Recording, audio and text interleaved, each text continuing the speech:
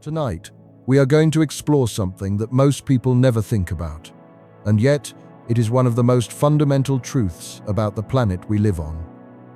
Somewhere beneath the surface of the ocean, far below the reach of sunlight, far below the place where photosynthesis can occur, far below the depth at which any plant or algae can survive, there are living things, and they are not just surviving in the dark. They are thriving in it, building entire ecosystems that owe nothing to the sun, nothing to the sky, and nothing to the world you see when you look out your window in the morning. We think of sunlight as the foundation of all life. We are taught this in school, in textbooks, in documentaries, in the basic biology that shapes how we understand the living world. The sun shines, plants absorb it. Animals eat the plants, predators eat the animals, and everything from the smallest blade of grass to the largest whale is connected to that single source of energy 93 million miles away, burning hydrogen into helium at a rate that has not changed in any meaningful way for 4.5 billion years. But here is what most people never realize. That model, that neat and elegant chain from sunlight to life, does not apply to the entire planet. There are places on Earth where the sun has never reached, where no photon of visible light has ever arrived, where the very concept of day and night is meaningless, and in those places life has found another way. Not a weaker way, not a lesser way, a different way. A way that may, in fact, be older than photosynthesis itself. By the end of tonight, you are going to understand how entire communities of organisms build their existence around chemical energy that rises from inside the Earth. Why some of the oldest and strangest creatures alive today have never seen the sun and would die if they were exposed to it. And why the discovery of life without light did not just change marine biology. It changed the way we think about where life can exist in the universe. Before we get started, if you love exploring the depths of the ocean as much as we do, take a second to like the video or subscribe. It is a simple action, but it helps this channel reach more curious minds like yours. Now, let us begin. To understand what it means to live without the sun, you first have to understand what happens to sunlight when it enters the ocean. Because the ocean does not simply get dark. It gets dark in stages, and each stage removes something that the stage above it depended on. At the surface, the water is bright. If you have ever gone swimming in clear tropical water, you know what this looks like. The light comes from above and illuminates everything. The sand, the coral, the fish, the particulate matter drifting through the water column. This is the sunlit zone, what marine scientists call the epipelagic zone, and it extends from the surface down to roughly 200 meters. In this zone, photosynthesis is possible. Phytoplankton, the microscopic organisms that produce more oxygen than all the forests on land combined, live here, absorbing sunlight and carbon dioxide and converting them into the organic compounds that feed the rest of the marine food web. 200 meters is not very deep. It is roughly the height of a 60-story building, or the length of 2 football fields placed end to end. If you were to swim straight down at a steady pace, you could reach it in a few minutes. And yet, at 200 meters, something critical has already happened. The red wavelengths of light have been absorbed by the water. Then the orange. Then the yellow. What remains is a thin, dim wash of blue and green that gives everything a cold twilight quality. And even that is fading fast. Below 200 meters, you enter the mesopelagic zone, the twilight zone, where light still exists but is no longer strong enough to support photosynthesis. The organisms that live here, the lanternfish, the hatchetfish, The siphonophores, the jellies, have adapted to a world of perpetual dusk, and many of them have evolved bioluminescence, the ability to produce their own light through chemical reactions inside their bodies. Not because they need to see, but because in a world where light is vanishing, the ability to create even a flicker of it becomes a tool for survival, a way to attract mates, confuse predators, lure prey, or signal across the emptiness of open water. And still, this is not the dark we are here to talk about. Keep going. Below 1,000 meters, you pass out of the twilight zone entirely and into the bathypelagic zone, the midnight zone, where sunlight does not exist. Not dim sunlight, not scattered sunlight, not the faintest residual glow from the surface filtered through 1,000 meters of water. Nothing. The darkness here is total and permanent. It has been this way for as long as the ocean has existed, and no organism that lives at this depth has ever experienced anything resembling what you would call daylight. The water temperature at 1,000 meters hovers around 4 degrees Celsius in most parts of the ocean, just above freezing, and it will not change much from here, no matter how much deeper you go. The pressure at this depth is roughly 100 atmospheres, which means that every square centimeter of your body would bear a weight equivalent to 100 kilograms. Your lungs, if you were somehow here without protection, would have collapsed long before you reached this point, and the gases in your tissues would have been forced into solution in ways that your body was never designed to accommodate. But the creatures that live here do not notice the pressure. They do not notice the cold. They do not notice the dark. For them, this is not an extreme environment. This is simply the world, and it is the only world they have ever known. And if you were to somehow transport one of them to the surface into the warm, bright, low-pressure world where you and I live, it would be as lethal to them as the deep ocean would be to us. And still, we have not reached the places where life exists entirely without the sun. Because even at 1,000 meters, even at 2,000 meters, even at 3,000 meters, the organisms living in the water column are still connected to sunlight in an indirect but essential way.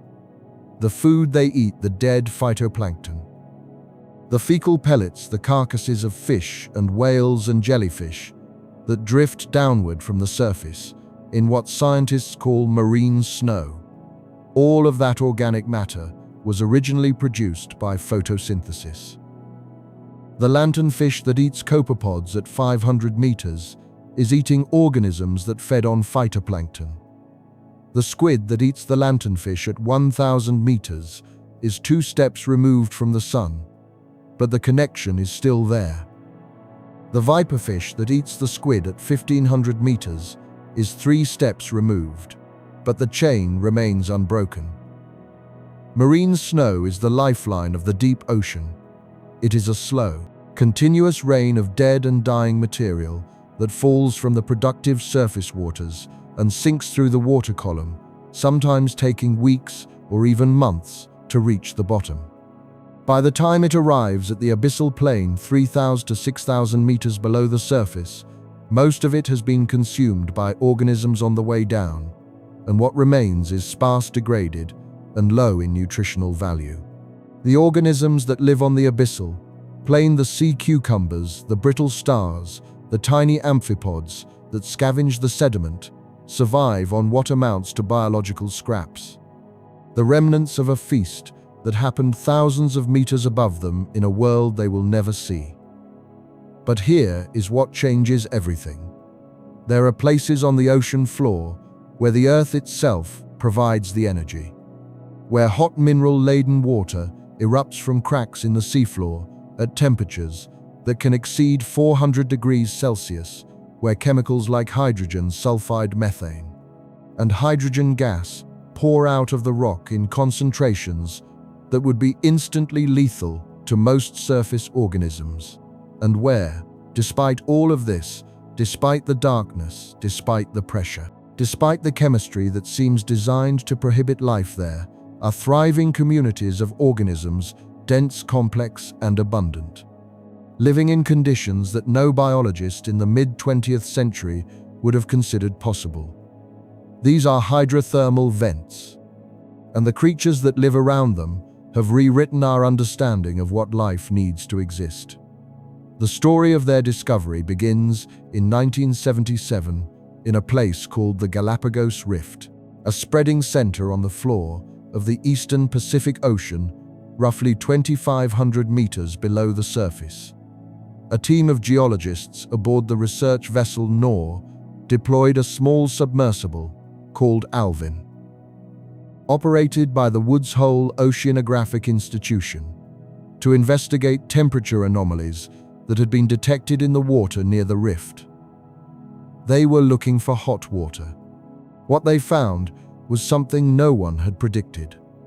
As Alvin descended through the water column and approached the seafloor, the scientists inside began to notice something unusual on the monitors. The water temperature was rising, which was expected near a geothermal source, but the cameras were also picking up shapes on the bottom that did not match any known geological formations. As the submersible drew closer, the shapes resolved into something that the scientists could not immediately explain. There were clusters of enormous white tubes rising from the rock, some of them more than a meter tall, topped with bright red plumes that waved gently in the current.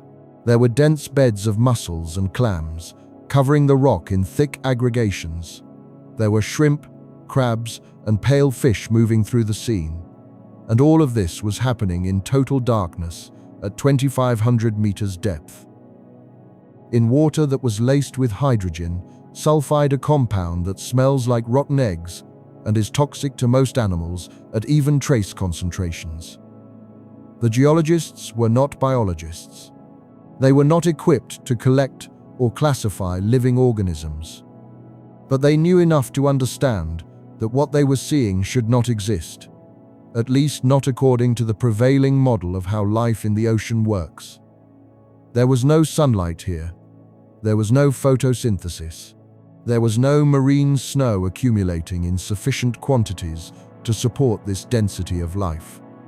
And yet, here it was, a thriving ecosystem, dense and complex, built on something that had nothing to do with the sun. The something turned out to be chemosynthesis. Chemosynthesis is, in the simplest terms, the process of using chemical energy rather than light energy to produce organic compounds. Instead of absorbing photons the way a plant does, chemosynthetic organisms harvest energy from chemical reactions, typically involving the oxidation of inorganic compounds like hydrogen sulfide methane or hydrogen gas. The bacteria that perform chemosynthesis take these chemicals, combine them with carbon dioxide and oxygen, and produce the sugars and organic molecules that serve as the foundation of the food web. Just as photosynthesis does at the surface, but without any involvement of the sun. This was not an entirely new concept in 1977. The Russian microbiologist Sergei Winogradsky had described chemosynthetic bacteria in the late 1800s, observing that certain soil bacteria could derive energy from inorganic compounds rather than from organic food sources or sunlight. But no one had imagined that chemosynthesis could serve as the primary energy source for an entire ecosystem, a community of large, complex, multicellular organisms that depended entirely on chemical energy from the Earth, rather than light energy from a star. But here is what no one had expected. The relationship between the vent organisms and the chemosynthetic bacteria was not simply one of proximity or passive feeding. It was intimate. It was internal. The most iconic organism found at the Galapagos Rift vents, the giant tube worm, Riftia pachyptula, had no mouth, no stomach, and no digestive tract of any kind. It could not eat. It could not process food. Instead, its body contained a specialized internal organ called a trophosome, a dense, spongy mass of tissue that occupied most of its body cavity, and this organ was packed, absolutely packed, with billions of chemosynthetic bacteria. The tube worm was not feeding on the bacteria, it was housing them. It was providing them with the raw materials they needed: hydrogen sulfide from the vent water, oxygen and carbon dioxide from the surrounding seawater, delivered via a specialized hemoglobin in its blood that could bind all three compounds simultaneously, something that no other known hemoglobin can do. In return, the bacteria produced the organic carbon that the worm needed to survive and grow. The relationship was not parasitic. It was not commensal. It was mutualistic, a partnership so complete that neither organism could survive without the other, and the worm had evolved to the point where it had literally abandoned the ability to feed itself, trusting its survival entirely to the bacteria inside it. And these worms grow fast. Riftia pachyptilla has the fastest growth rate of any known marine invertebrate, capable of adding more than 85 centimeters to its length in a single year. In less than 2 years, it can grow from a newly settled larva to a sexually mature adult more than 1.5 meters long. Its tube, made of chitin, the same tough material that forms the exoskeletons of crabs and lobsters, can reach lengths of up to 3 meters, and the bright red plume at its tip, which is the organ responsible for absorbing chemicals from the water, is colored red because it is saturated with hemoglobin, the same molecule that makes your blood red, though configured in a way that is unlike anything found in any other animal. The reason for this speed is the environment. Hydrothermal vents are not permanent. The geological processes that create them, the movement of tectonic plates, the fracturing of oceanic crust, the circulation of seawater through hot rock, are dynamic and unpredictable. A vent that is actively spewing superheated water today may become dormant in a few years, its plumbing clogged by mineral deposits, or its heat source redirected by shifts in the underlying geology. When a vent dies, the organisms that depend on it die with it, because there is no other source of chemical energy nearby, and the nearest active vent may be tens or hundreds of kilometers away, far beyond the range of a sessile tube worm. So the tube worm has adapted to this impermanence by growing as fast as it can, reproducing as quickly as it can, and dying when the vent fails. Its lifespan, in the wild, may be only a decade or two, constrained not by any biological limit, but by the lifespan of the vent itself. It lives in the geological fast lane, racing to grow and reproduce before its habitat disappears, and it does this in total darkness, in crushing pressure in water that is saturated with chemicals that would kill you in minutes. But here is what makes this even more interesting. While the giant tube worm at the hydrothermal vent lives fast and dies young, there is another tube worm in a different kind of sunless habitat that has taken the opposite approach entirely. Lamellibrachia loimesi is a tube worm that lives not at hydrothermal vents, but at cold seeps, places on the ocean floor where hydrocarbons, oil and methane leak slowly out of the sediment. Cold seeps are found in many parts of the world, but the best studied populations of Lamellibrachia live in the Gulf of Mexico at depths of 500 to 800 meters, along the Louisiana continental slope. Like Riftia, Lamellibrachia has no mouth and no digestive tract. Like Riftia, it depends entirely on internal chemosynthetic bacteria housed in a trophosome for its nutrition. Like Riftia, it has evolved a specialized hemoglobin to deliver hydrogen sulfide to its symbionts. But Lamellibrachia does not grow fast. It grows extraordinarily slowly. It takes between 170 and 250 years for a single Lamellibrachia individual to reach a length of 2 meters. Some individuals have been estimated to be more than 250 years old, making this species one of the longest-lived non-colonial animals on Earth. A tube worm alive in the Gulf of Mexico today may have been born before the United States existed as a country. It may have been a young worm when Mozart was composing his first symphonies, and it is still there, still growing, still absorbing sulfide through root-like extensions of its body that burrow into the sediment, still exchanging chemicals with the bacteria inside it, doing what it has done for centuries, indifferent to everything that has happened on the surface. The difference between Riftia and Lamellibrachia is the difference between their habitats.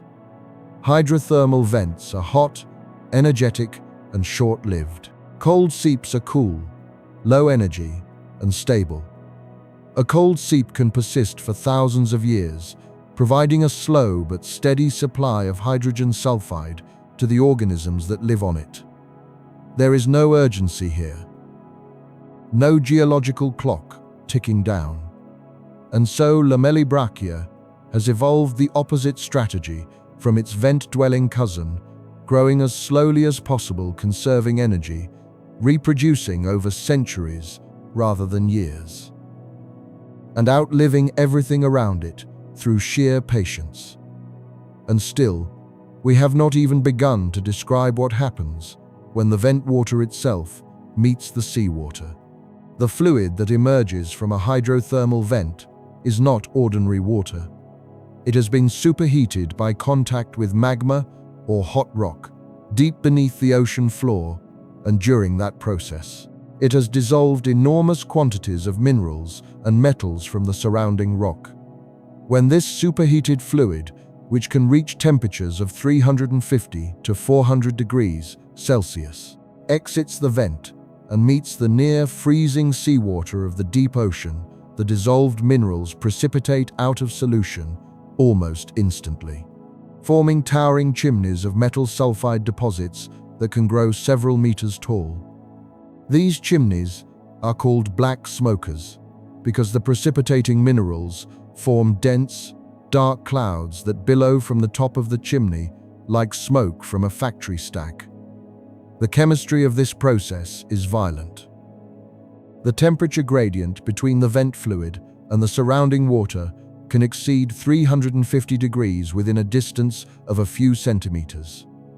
The minerals that precipitate include iron sulfide copper, sulfide zinc sulfide, and a variety of other metallic compounds, and they accumulate at rates that can build a chimney several meters tall in a matter of months.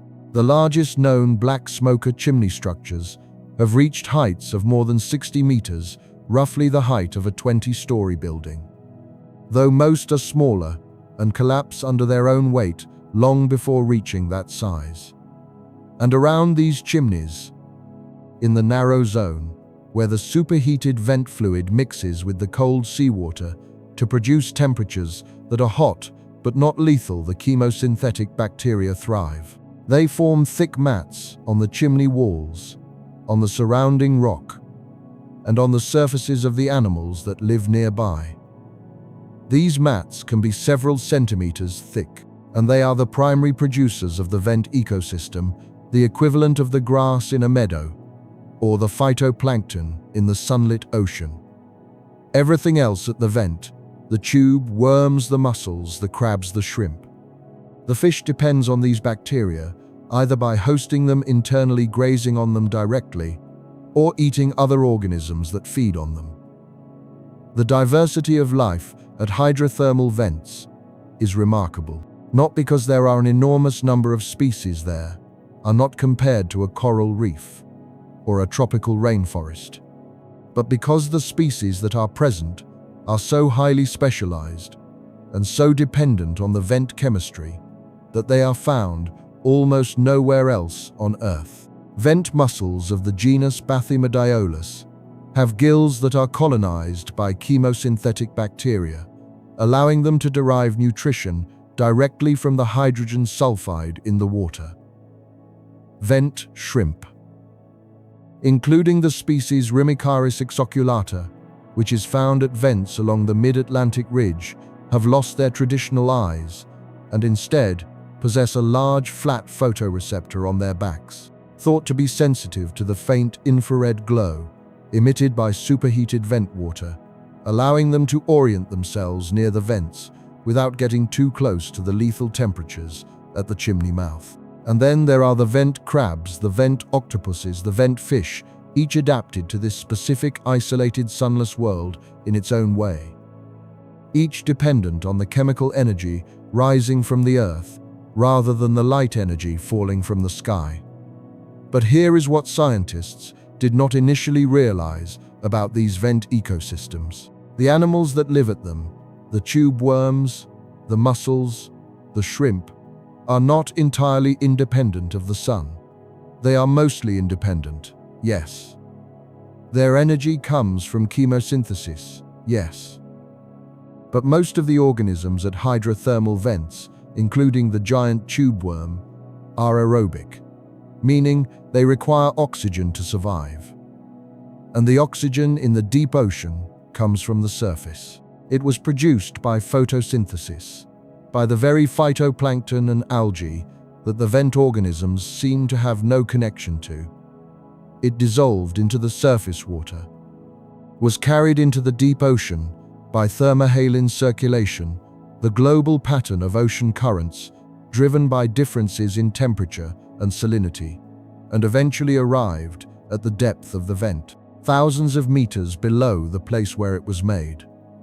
So the vent ecosystem is not entirely independent of the sun. It is mostly independent. Its energy comes from the earth. Its food comes from chemosynthesis. But its oxygen comes from photosynthesis, carried across vast distances and timescales by the slow movement of deep ocean water. And still, this is not the end of the story, because there are organisms at the very bottom of the chemosynthetic food web, deep in the sediments, deep in the rock, deep in the crust of the earth itself, that do not need oxygen at all.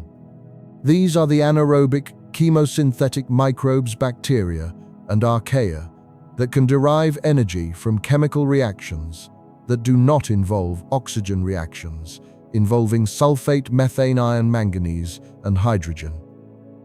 These organisms live in environments that are completely cut off from the surface, in places where no photosynthetically produced oxygen has ever arrived, in rock formations that have not been in contact with the ocean above for millions of years. And they are alive. They are metabolizing. They are reproducing. Slowly, almost incomprehensibly slowly, but they are doing it. This is the deep biosphere. And it is, by some estimates, one of the largest living systems on the planet in terms of total biomass, even though almost no one has ever seen it. The water at these depths, in the pore spaces of rock formations thousands of meters below the ocean floor, is not simply water that has filtered down from the surface. It is ancient. It has been trapped in the rock for millions of years, sometimes hundreds of millions of years, sealed off from the atmosphere, from the ocean, from everything that we think of as the living world. And in this water, in concentrations so low that they challenge the very definition of life, there are microorganisms.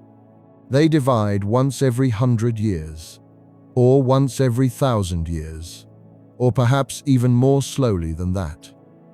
Their metabolic rate is so low that it borders on what some scientists describe as a state between life and death, a kind of biological suspension that defies the categories we normally use to describe living things.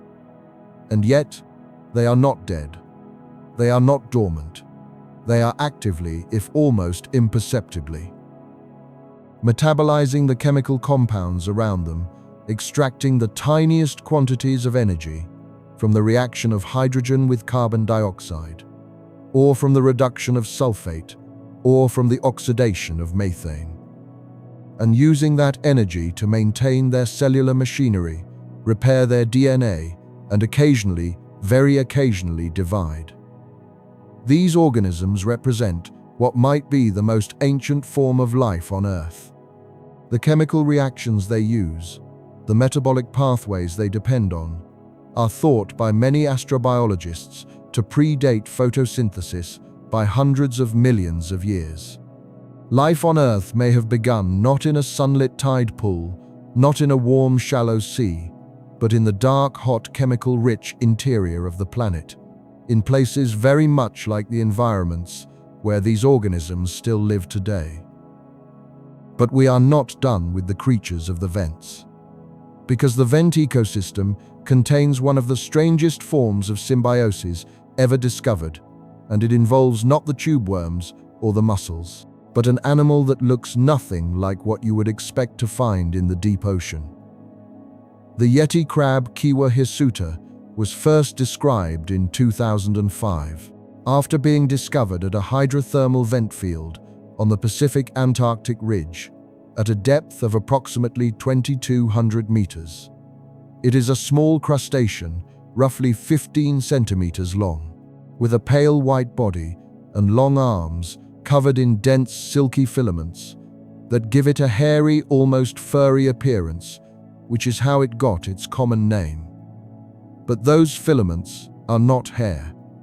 They are not decorative. They are not sensory organs, at least not primarily. They are farms. The filaments on the Yeti crab's arms are colonized by dense populations of chemosynthetic bacteria, and the crab has been observed performing a distinctive behavior, waving its arms slowly and rhythmically near hydrothermal vent openings, in what scientists believe is a deliberate effort to bathe the bacteria in the sulfide-rich water emerging from the vent. The crab, in other words, is cultivating its own food supply. It is growing bacteria on its body the way a farmer grows crops in a field, and then it harvests the bacteria using specialized comb-like structures on its mouthparts. This is farming, not in the way we think of it, not with soil and seeds and tractors, but in the fundamental sense of deliberately creating the conditions for another organism to grow, and then consuming the result. And it is happening in total darkness, at the bottom of the ocean, on the arms of a blind white crab that has never seen the sun. Keep going. There is something else worth pausing on here, something about the nature of the vent ecosystem that is easy to overlook, but that reveals something profound about the way life organizes itself in the absence of sunlight. At a hydrothermal vent, the gradient between life and death is measured in centimeters. The superheated fluid emerging from the chimney can exceed 400 degrees Celsius. A few centimeters away from the chimney mouth, the temperature drops to 300 degrees. A few centimeters more, and it is 200. Then 100. Then 50. Then 20. And then, within a meter or two of the chimney, the temperature approaches the 2 to 4 degree range of the ambient deep ocean water. This entire gradient, from instantly lethal to perfectly habitable, exists within a space that you could reach across with your arms. The organisms at a vent arrange themselves along this gradient with extraordinary precision. The Pompeii worms, the most heat-tolerant, position themselves closest to the chimney wall, where temperatures may reach 80 degrees. The vent mussels cluster a short distance away, in the 10 to 30 degree range. The shrimp swarm in dense aggregations in the mixing zone, where the vent fluid and the seawater blend together. The tube worms extend their plumes into the sulfide-rich water, but keep their bodies anchored to rock at a distance from the hottest flow. And the crabs and octopuses and fish patrol the outer edges, where the chemistry is milder and the temperature is close to ambient. This spatial arrangement, this zonation of life, along a chemical and thermal gradient, is remarkably similar to the zonation of life along an elevation gradient on a mountain, or along a moisture gradient in a desert, or along a depth gradient on a coral reef. The physical and chemical conditions change over a short distance, and the organisms sort themselves out according to their tolerances, creating distinct communities at distinct positions along the gradient. The only difference is that on a mountain, the gradient is driven by altitude and sunlight, and wind and rain. At a hydrothermal vent, the gradient is driven by heat and chemistry, and the mixing of two fundamentally different fluids. The vent, in other words, creates its own landscape. It builds its own topography of conditions, its own mountains and valleys of temperature and chemistry, and the organisms that colonize it distribute themselves across this landscape the same way that organisms distribute themselves across any other landscape. The principle is the same. The energy source is different. And this is why the loss of a vent matters so much.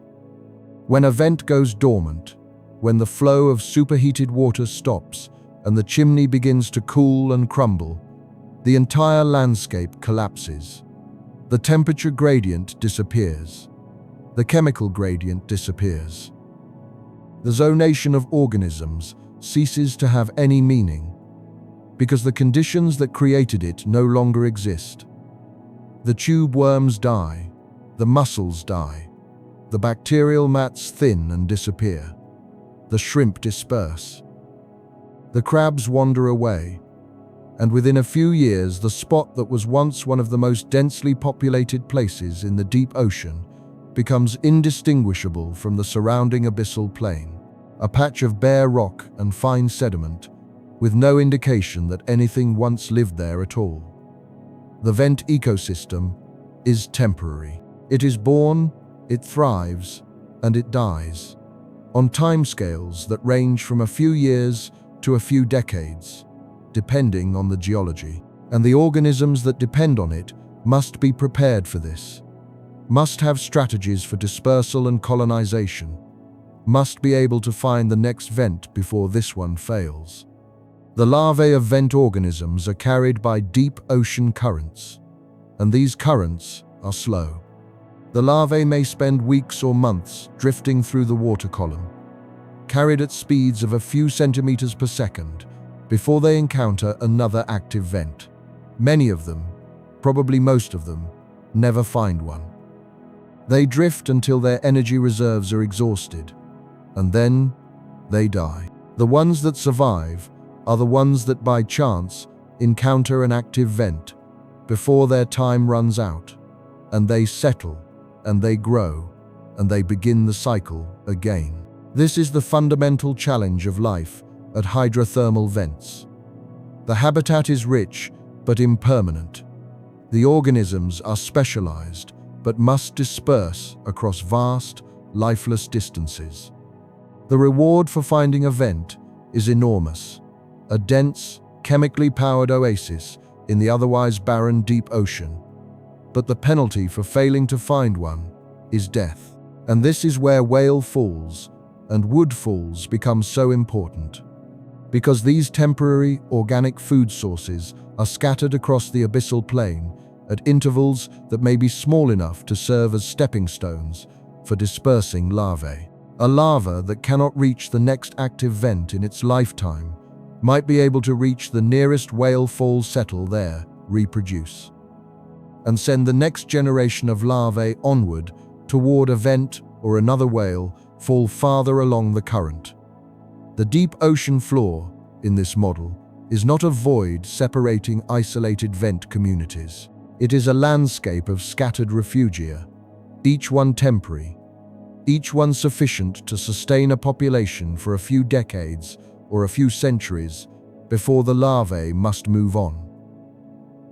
This theory, called the stepping stone hypothesis, is still being tested by scientists, but it offers a powerful explanation for how vent organisms maintain genetic connectivity across thousands of kilometers of lifeless ocean floor. It also means that the decline of whale populations in the surface ocean, caused by centuries of commercial whaling, may have reduced the number of whale falls on the abyssal plain, potentially disrupting the dispersal network that connects chemosynthetic communities. The organisms that live without the sun may, in this indirect but significant way, depend on the organisms that live with it. Not for energy, not for food, but for the transportation network that allows their larvae to move from one sunless island to the next. There is another world in the deep ocean where life exists without sunlight, and it is even stranger than the hydrothermal vents. It is called a brine pool, and it is one of the most alien environments on the planet. A brine pool is a body of water on the ocean floor that is so saturated with dissolved salts that it is significantly denser than the surrounding seawater. Because of this density difference, the brine does not mix with the water above it. It sits on the bottom of the ocean like a lake within the ocean, with a clearly defined surface, a shoreline, and even waves caused by the movement of deep ocean currents. If you were in a submersible looking down at a brine pool, you would see what appears to be a body of water sitting on the ocean floor, complete with a distinct interface between the brine and the overlying seawater. And you might find it difficult to process the fact that you are already at the bottom of the ocean and that there is another body of liquid beneath you. Brine pools are found in several locations around the world, but some of the most well-studied are in the Gulf of Mexico and the Mediterranean Sea. They form when ancient salt deposits on or near the seafloor dissolve into the surrounding water, creating pockets of extremely high salinity. The salt concentration in a brine pool can be 4 to 5 times higher than normal seawater, and the water often contains elevated levels of methane hydrogen sulfide and other chemicals that leach from the sediments below. The interface between the brine and the overlying seawater is called a halocline, and it is one of the most chemically active boundaries in the deep ocean. The sharp gradient in salinity creates a zone where chemical reactions occur rapidly. And this zone is home to dense mats of chemosynthetic bacteria that thrive on the methane and hydrogen sulfide diffusing upward from the brine. These bacterial mats, in turn, support communities of mussels, tube worms, and other organisms that ring the edges of the brine pool like vegetation around a desert oasis. But the brine itself is hostile to almost all complex life. Any fish or crustacean that swims into the brine pool is quickly overcome by the extreme salinity and the toxic concentrations of dissolved chemicals. Scientists have observed dead fish and crabs at the edges of brine pools, killed by the very environment that sustains the chemosynthetic communities around it. The brine pool is in a very real sense a toxic lake at the bottom of the sea, and the organisms that thrive at its edges have evolved to tolerate conditions that would kill almost anything else. And still, the dark ocean has more to show, because the vent communities and the seep communities and the brine pool communities, as strange as they are not the only places where life exists without the sun. There is another source of energy in the deep ocean, one that is mobile, unpredictable, and almost impossibly rare, and it arrives in the form of death. When a large whale dies in the open ocean, its body sinks.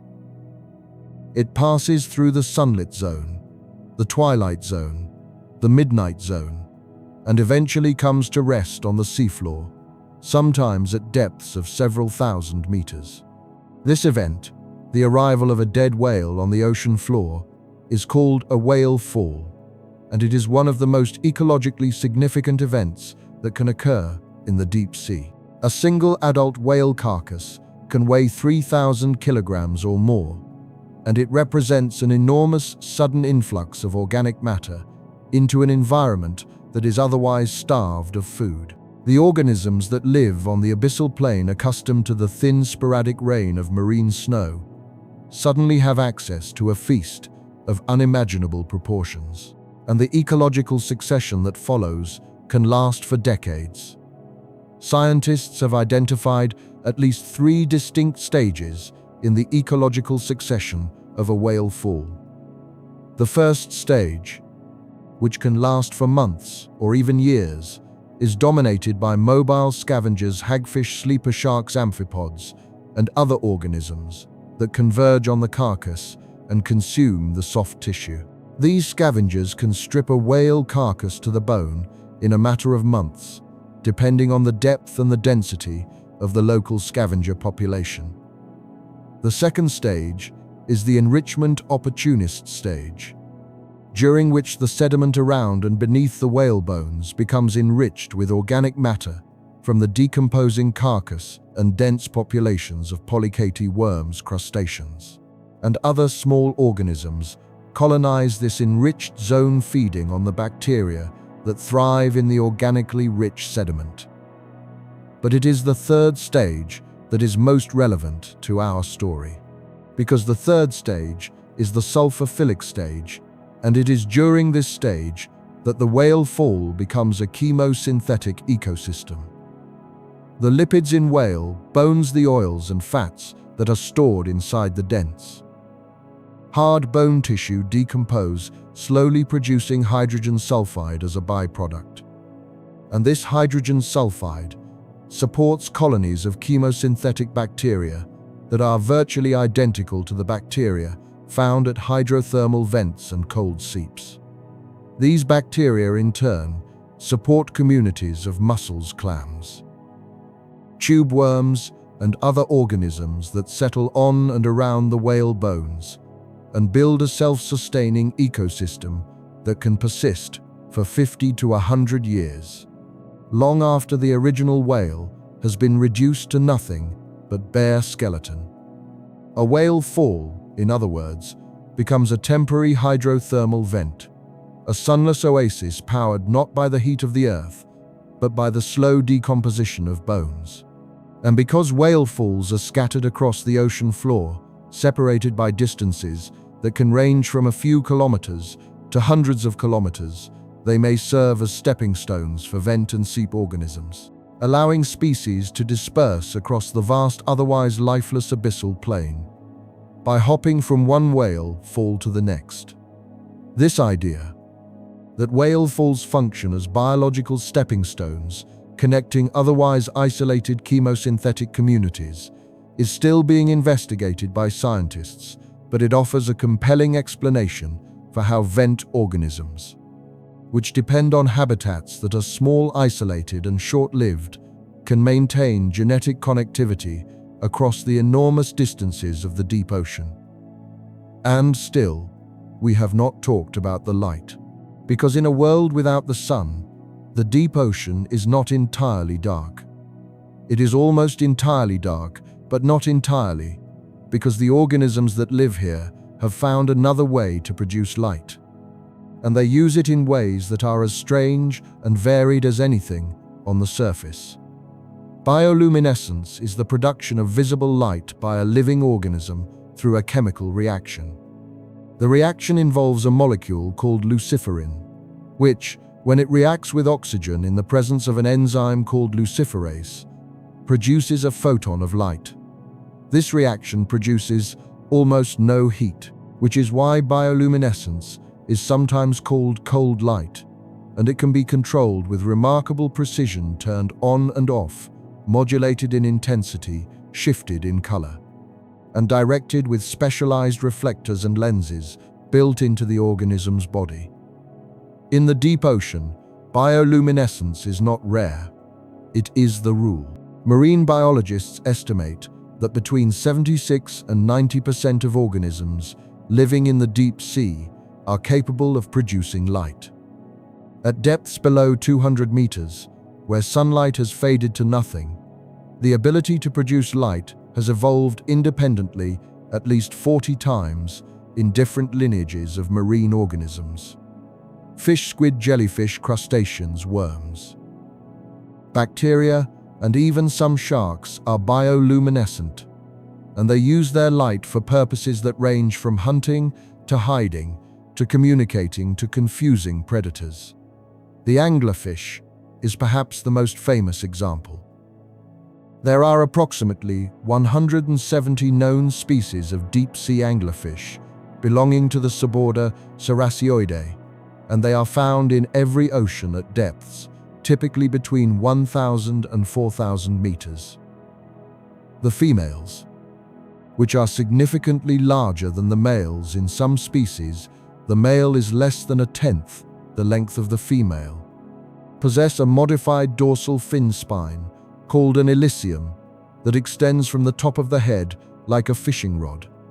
At the tip of this spine is a small bulb called the esker, and inside this bulb live colonies of bioluminescent bacteria that produce a soft, steady glow. The anglerfish does not produce its own light. It outsources the job to bacteria, which it acquires from the environment, not from its parents, at some point during its larval development. The bacteria take up residence in the esker, and the fish provides them with nutrients and a protected environment, and in return the bacteria produce the light that the fish uses to attract prey. The anglerfish hangs motionless in the water column, its dark body invisible against the blackness of the deep ocean, and wiggles the glowing lure at the tip of its elysium until a smaller fish drawn to the light swims close enough to be sucked into the anglerfish's enormous expandable mouth and swallowed whole. The anglerfish's mouth can extend outward, and its stomach can expand to accommodate prey that is nearly as large as the anglerfish itself. Because in the deep ocean, where food is scarce and encounters between predator and prey are infrequent, you cannot afford to pass up a meal, even if it is almost as big as you are. But the anglerfish's reproductive strategy is, if anything, even stranger than its hunting method. In many species of deep-sea anglerfish, the male is drastically smaller than the female, and when a male finds a female, he bites into her body and does not let go. Over time, his body fuses with hers. His blood vessels merge with her circulatory system.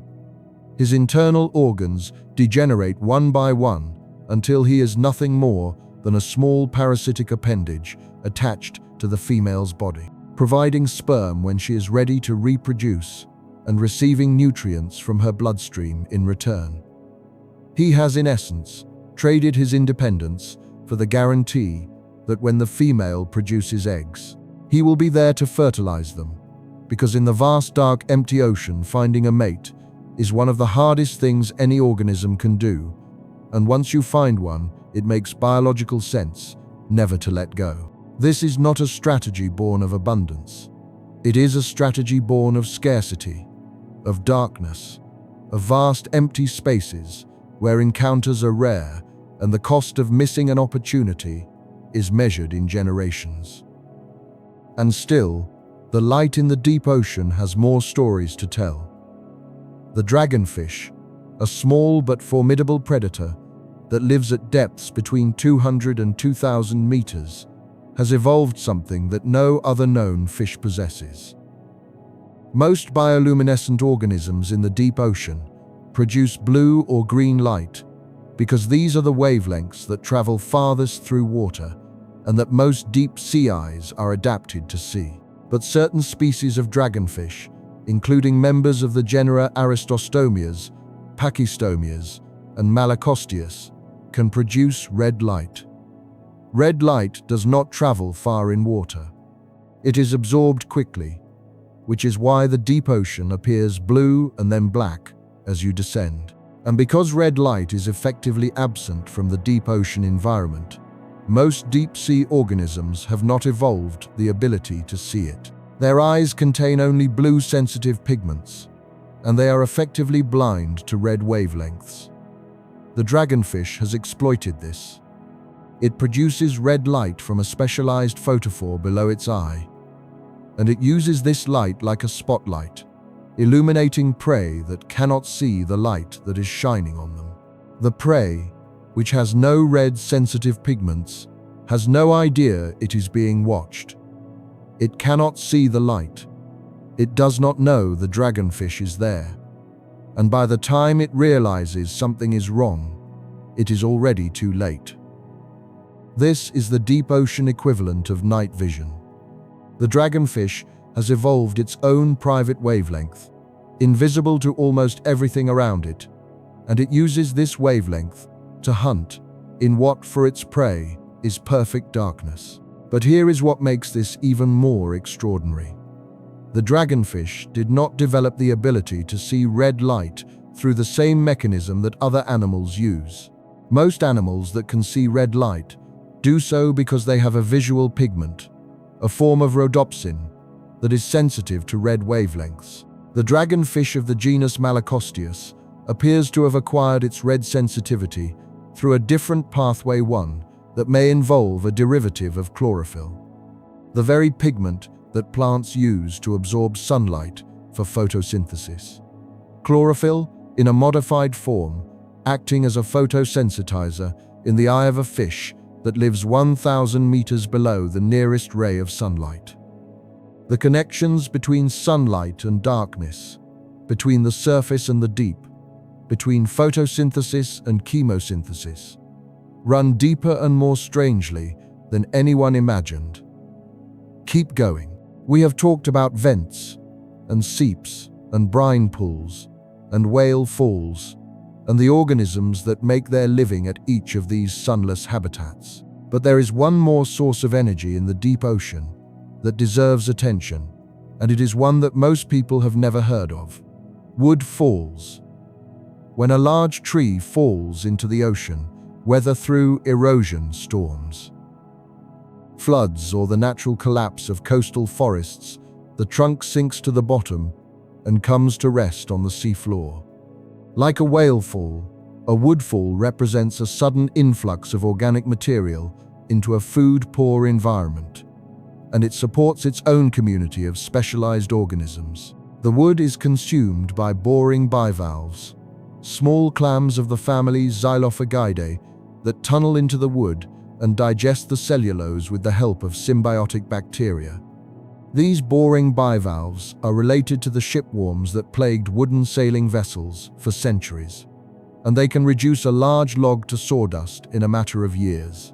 As the wood decomposes, it produces hydrogen sulfide, just as whale bones do, and this sulfide supports chemosynthetic bacteria and the communities that depend on them.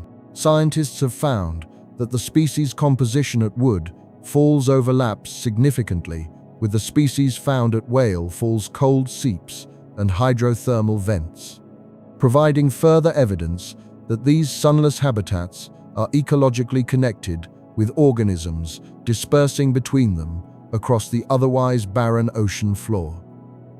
And this is where the story begins to fold back on itself. Because what we are seeing when we look at vents and seeps and whale falls and wood falls together is not a collection of isolated curiosities scattered randomly across the ocean floor.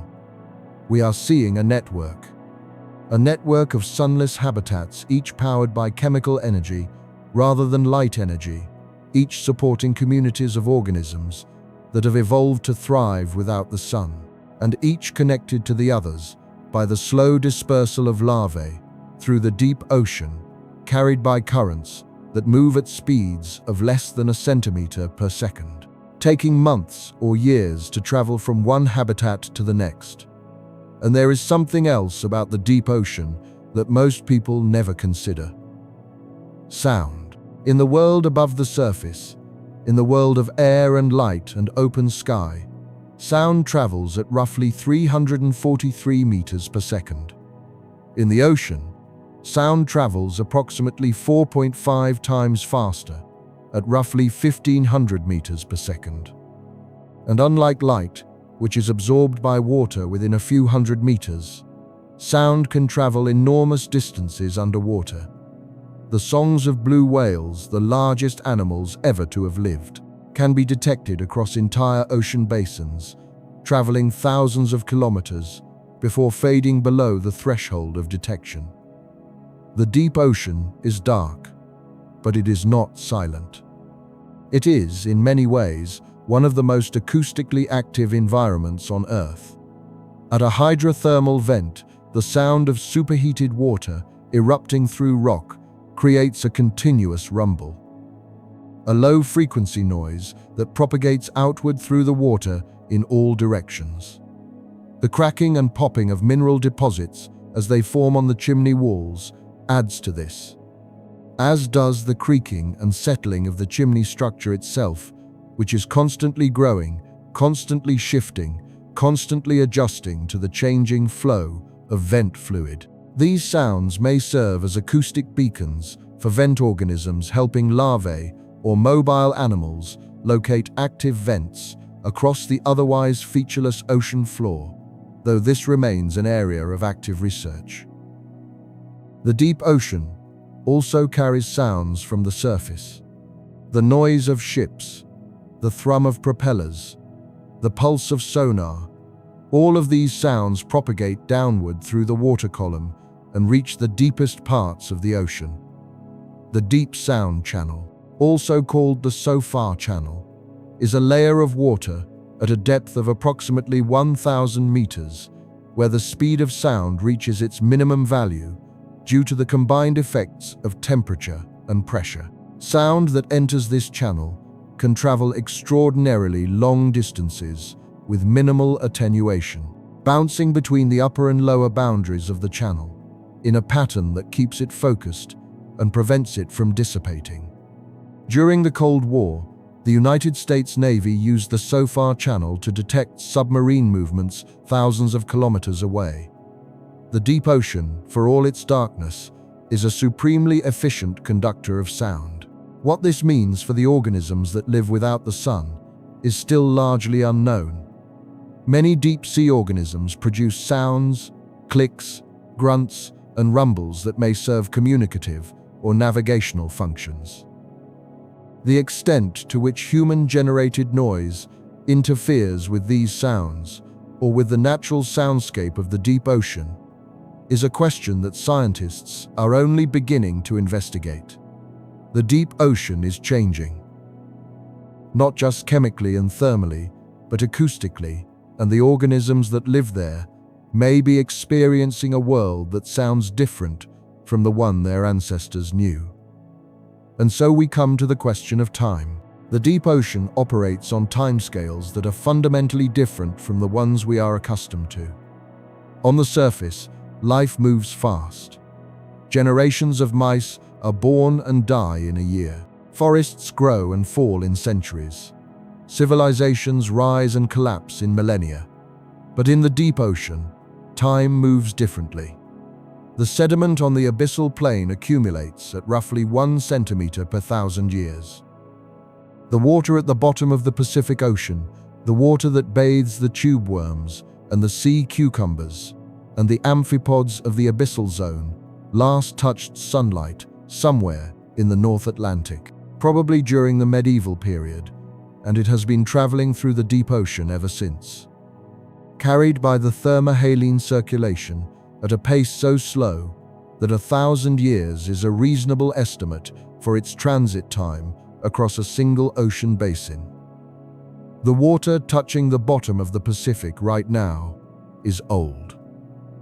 It is water that was at the surface when the Crusades were happening, when the Black Death had not yet reached Europe, when the Mongol Empire was at its height.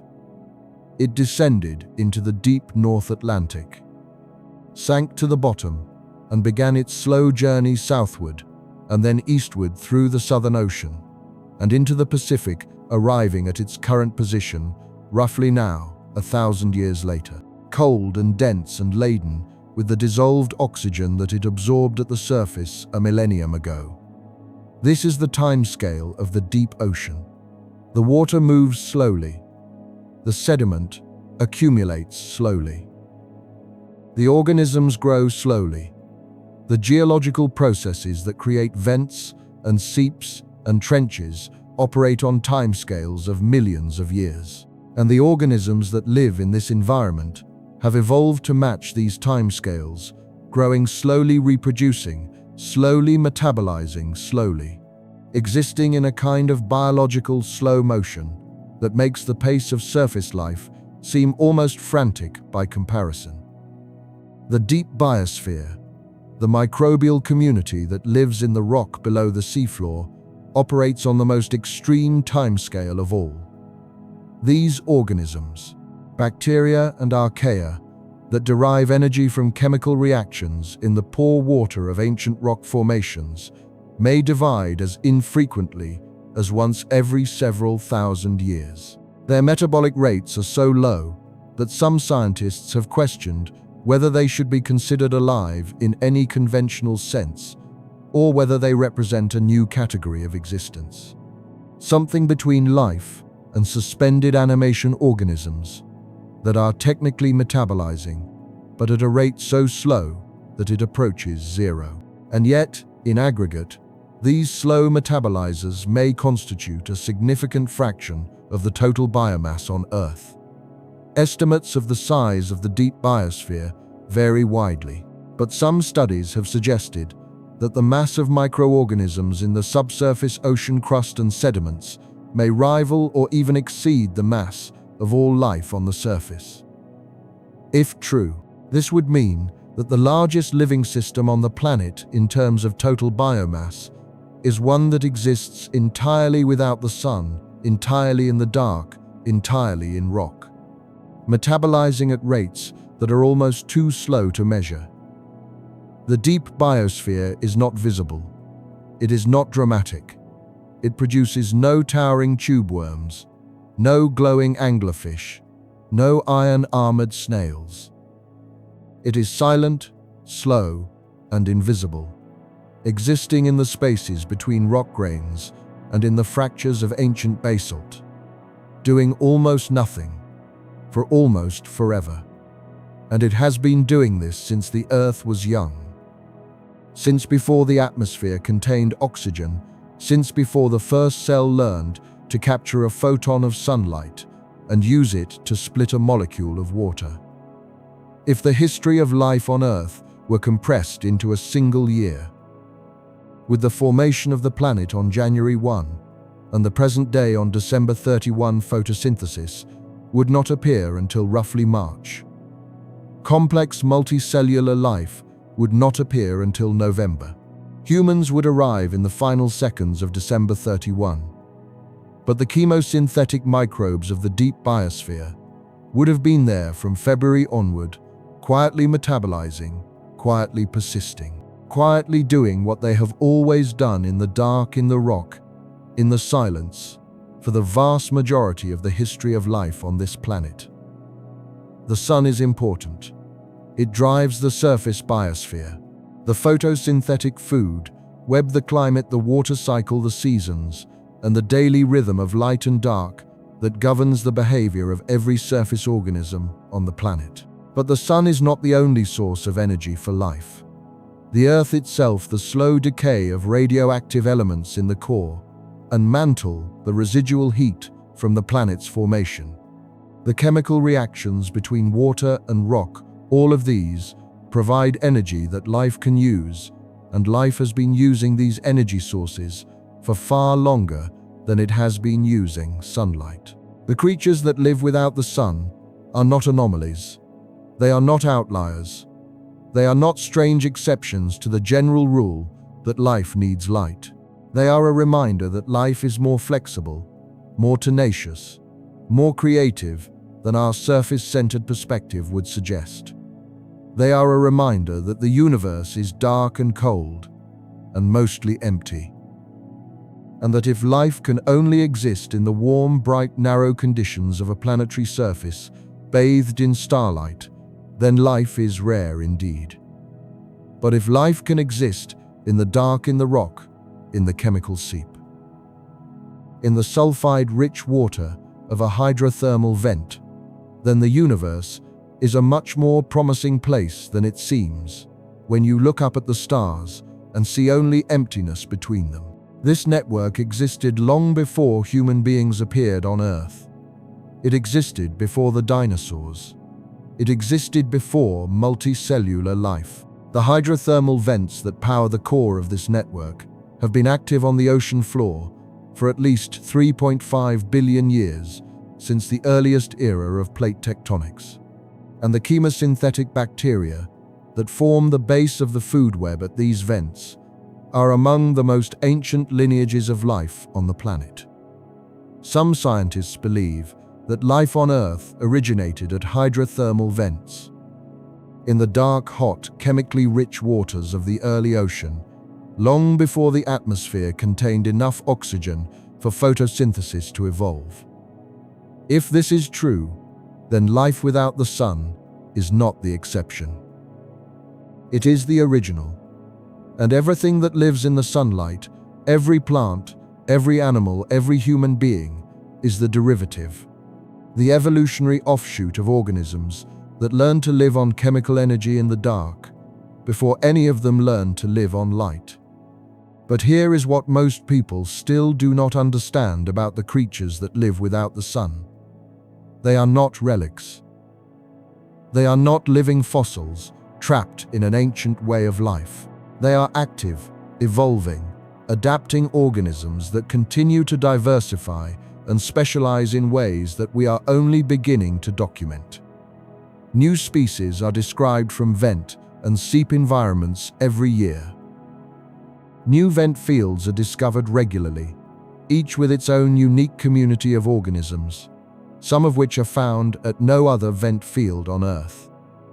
The isolation of vent communities, separated by hundreds or thousands of kilometers of lifeless ocean floor, has led to remarkable patterns of endemism, where species are found at only one vent field or one seep site, and nowhere else.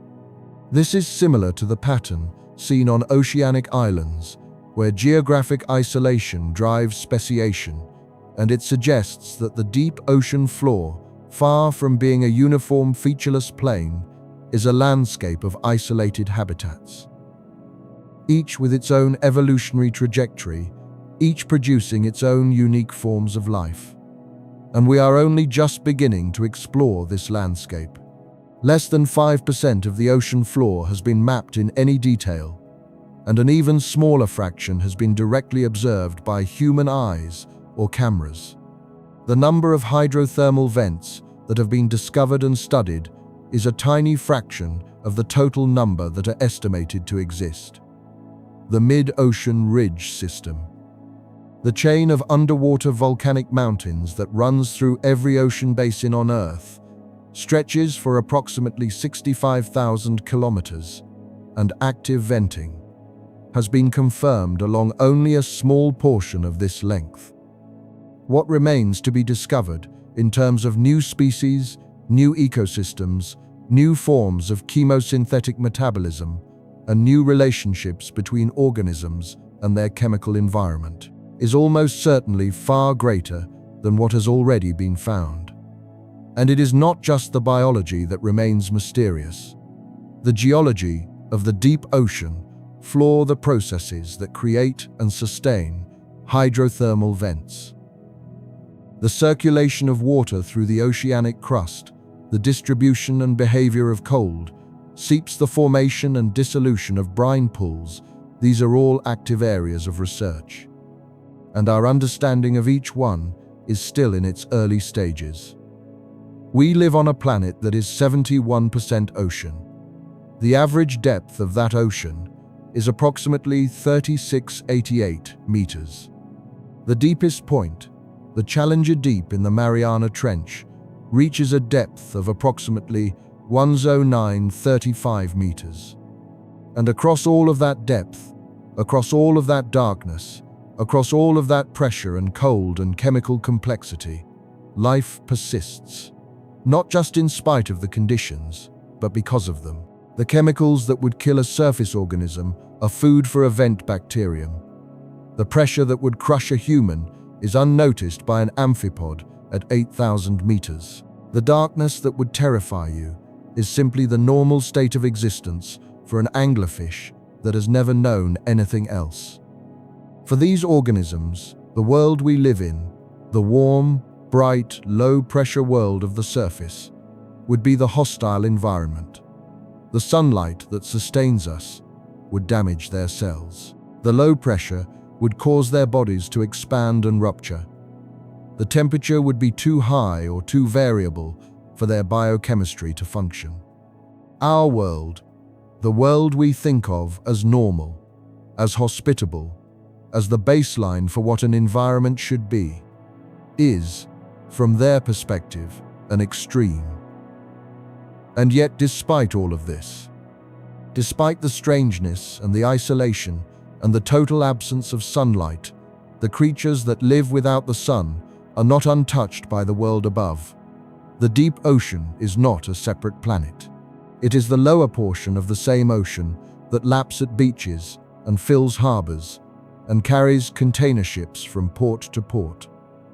And the things that happen at the surface, the things that human beings do, are reaching the deep. Microplastics have been found at every depth of the ocean that has been sampled, including the Hadal Zone, the deepest trenches on Earth. A plastic bag was photographed at the bottom of the Mariana Trench in 2018, at a depth of nearly 11,000 meters. Chemical pollutants, including persistent organic pollutants and heavy metals, have been detected in the tissues of deep-sea organisms, including amphipods from the Hadal Zone. And the warming of the surface ocean, driven by climate change, is beginning to alter the patterns of thermohaline circulation that deliver oxygen to the deep, potentially threatening organisms that depend on that oxygen, even if they derive their energy from chemosynthesis. The deep ocean is not immune to what happens at the surface. It is not separate. It is not safe. It is simply slow. And the impacts of surface activities take years or decades or centuries to reach the bottom, but they do reach it.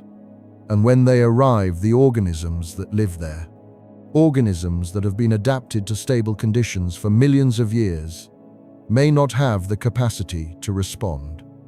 And there is another threat, one that is more specific and more immediate. Deep-sea mining. The mineral deposits that form at hydrothermal vents, the same deposits that build the black smoker chimneys, contain significant concentrations of valuable metals, including copper, zinc, gold, silver, and rare earth elements. These deposits are attracting the attention of mining companies, and several countries have already issued exploration licenses for areas of the deep ocean floor where hydrothermal vent deposits are known to exist. The environmental consequences of deep-sea mining at hydrothermal vent sites could be severe. Mining would destroy the physical structure of the vent habitat, the chimneys, the mounds, the crevices, and all the organisms attached to them. The sediment plumes generated by mining operations could smother organisms for kilometers around the mining site. And because vent communities are isolated with species found at only one site, the destruction of a single vent field could mean the extinction of species that exist nowhere else on Earth. This is not a future concern. It is a present one. The technology to mine the deep ocean floor is being developed now, and the regulatory frameworks to govern it are still incomplete. The International Seabed Authority, the United Nations body responsible for regulating mining in international waters, is still in the process of establishing the rules that will govern deep-sea mining, and the scientific understanding of vent ecosystems is still too limited to make fully informed decisions about what can be safely extracted and what must be protected. The creatures that live without the sun have existed for billions of years, in some form or another, in the dark, chemical-rich environments of the deep ocean. They have survived mass extinctions, ice ages, the rearrangement of continents, and the complete transformation of the Earth's atmosphere from one dominated by methane and carbon dioxide to one dominated by nitrogen and oxygen. They have done this without any awareness of the world above, without any connection to the sun, without any need for the light that sustains everything else, on the surface of this planet. And now, for the first time in their history, they are encountering something new. Not a geological event, not a chemical shift, not a change in the temperature of the vent fluid or the rate of seafloor spreading. Something from the surface, something that comes from a species that has only existed for a fraction of a percent of the time that chemosynthetic life has been on this planet, but that has managed in that brief span to alter the chemistry of the entire ocean. But to understand how deep this world truly goes and how far removed from sunlight these organisms really are, it helps to follow the light itself, to trace its path from the surface downward, and to understand exactly what is lost at each stage and what replaces it. When sunlight strikes the surface of the ocean, it does not penetrate evenly. The intensity and the color of the light change with every meter of depth, and the way it changes depends on the clarity of the water, the angle of the sun, the amount of particulate matter suspended in the column, and the wavelength of the light itself. Red light, which has the longest wavelength in the visible spectrum, is absorbed first. It is effectively gone within the first 10 to 15 meters. Below 15 meters, the red flowers of a coral reef appear gray or brown to the naked eye, because the wavelengths that would make them red have already been filtered out by the water above. Orange follows red. It fades by about 40 meters. Then yellow, which is mostly gone by 75 meters. By the time you reach 100 meters, the only remaining wavelengths are blue and a trace of green, and the world has taken on the quality of a photograph with the color removed.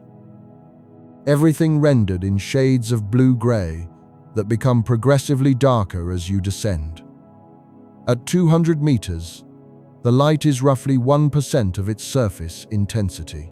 It is still there, technically, but it is no longer sufficient to drive photosynthesis, and the organisms that depend on sunlight for energy cannot survive below this line. This boundary, the bottom of the euphotic zone, is sometimes called the compensation depth, the depth at which the amount of energy a photosynthetic organism produces through photosynthesis is exactly equal to the amount of energy it consumes through respiration. Below this depth, photosynthesis costs more energy than it produces, and any organism that tried to rely on it would slowly starve, consuming more calories to maintain its body than it could produce from the fading light. And so, at 200 meters, the sun's direct contribution to life in the ocean effectively ends. Everything below this point must survive on energy that was produced above it, or energy that comes from an entirely different source. Between 200 and 1,000 meters, in the twilight zone, the organisms have adapted to the diminishing light in ways that are both ingenious and deeply strange. Many fish in this zone have evolved enormously enlarged eyes that occupy a significant fraction of their head to capture as many of the remaining photons as possible. The barrel eye fish, Macropinna microstoma, has tubular eyes that point upward through a transparent dome of soft tissue that covers its head, allowing it to spot the silhouettes of prey above it against the faint residual glow from the surface. Its eyes are so sensitive that it can detect the difference between the absolute blackness below it and the almost absolute blackness above it. And that difference, that faint gradient of a few photons per second, is enough for it to orient itself and hunt. Other twilight zone organisms have taken the opposite approach. Instead of developing better eyes to find the remaining light, they have developed ways to make their own. The lanternfish, a small silvery fish that is found in every ocean and is estimated to constitute the majority of the deep-sea fish biomass, has rows of photophores along its belly, small organs that produce bioluminescent light. The light is directed downward, and the fish adjusts its intensity to match the faint glow from the surface above, so that when a predator looks up at the lanternfish from below, it sees not the dark silhouette of a fish body blocking the surface light, but a pattern of light that blends seamlessly with the background. This strategy is called counter-illumination, and it is one of the most widespread camouflage techniques in the ocean. The lanternfish is not hiding in the light, it is wearing the light. It is covering itself in a pattern of bioluminescence that makes it invisible from below, the same way a stealth aircraft is designed to minimize its radar signature. And it does this automatically, adjusting the brightness of each photophore independently to match the ambient light conditions, a process that requires a remarkably sophisticated nervous system for an animal that is rarely more than 10 centimeters long. But the lanternfish's story does not end in the twilight zone. Every night, as the sun sets and the surface waters darken, the lanternfish migrates upward. It rises from depths of 500 or 600 meters to the surface, where it feeds on the phytoplankton and zooplankton that are concentrated in the upper 200 meters. And every morning, as the sun rises, it descends again, retreating to the safety of the twilight zone to avoid the visual predators that hunt in the sunlit waters. This daily vertical migration is the largest migration of animals on Earth. It involves not just lanternfish, but an enormous variety of deep-sea organisms, including squid, shrimp, jellyfish, and other fish. And it moves a biomass of roughly 10 billion tons up and down through the water column every single day. The organisms rise hundreds of meters each evening and descend hundreds of meters each morning. And they have been doing this every day for millions of years. The significance of this migration for the deep ocean is profound. The organisms that feed at the surface and then descend to the deep carry organic matter downward in their bodies in the form of consumed food, fecal pellets, and the metabolic byproducts of their nighttime feeding. This biological pump, as scientists call it, transports carbon from the surface ocean to the deep ocean at a rate that influences the global carbon cycle and, by extension, the concentration of carbon dioxide in the atmosphere and the temperature of the planet. But the creatures we are here to talk about tonight, the ones that live permanently in the dark, do not participate in this migration. They do not rise. They do not feed at the surface. They have no connection to the sun's daily cycle. For them, there is no morning and no evening, no summer and no winter, no solstice and no equinox. There is only the constant dark, the constant cold, the constant pressure, and the slow, steady chemistry of the earth beneath them. And still, we have not finished describing the strangeness of the deep. Below 1,000 meters, in the bathypelagic zone, the darkness is total, and the character of the organisms changes. The fish here tend to be small, soft-bodied, and sparse. They have fragile bones, reduced muscle mass, and watery tissues that minimize the amount of energy they need to maintain their bodies. Many of them are black or dark brown, rendering them invisible in the darkness, and their metabolic rates are a fraction of what a surface fish of the same size would require. The reason for this metabolic suppression is the scarcity of food. In the bathypelagic zone below the range of the vertically migrating organisms, the only food source is marine snow, the slow rain of dead organic matter from above, and this rain becomes thinner and more degraded with every meter of depth. By 2,000 meters, the flux of marine snow is a small fraction of what it is at 1,000 meters. By 3,000 meters, it is smaller still.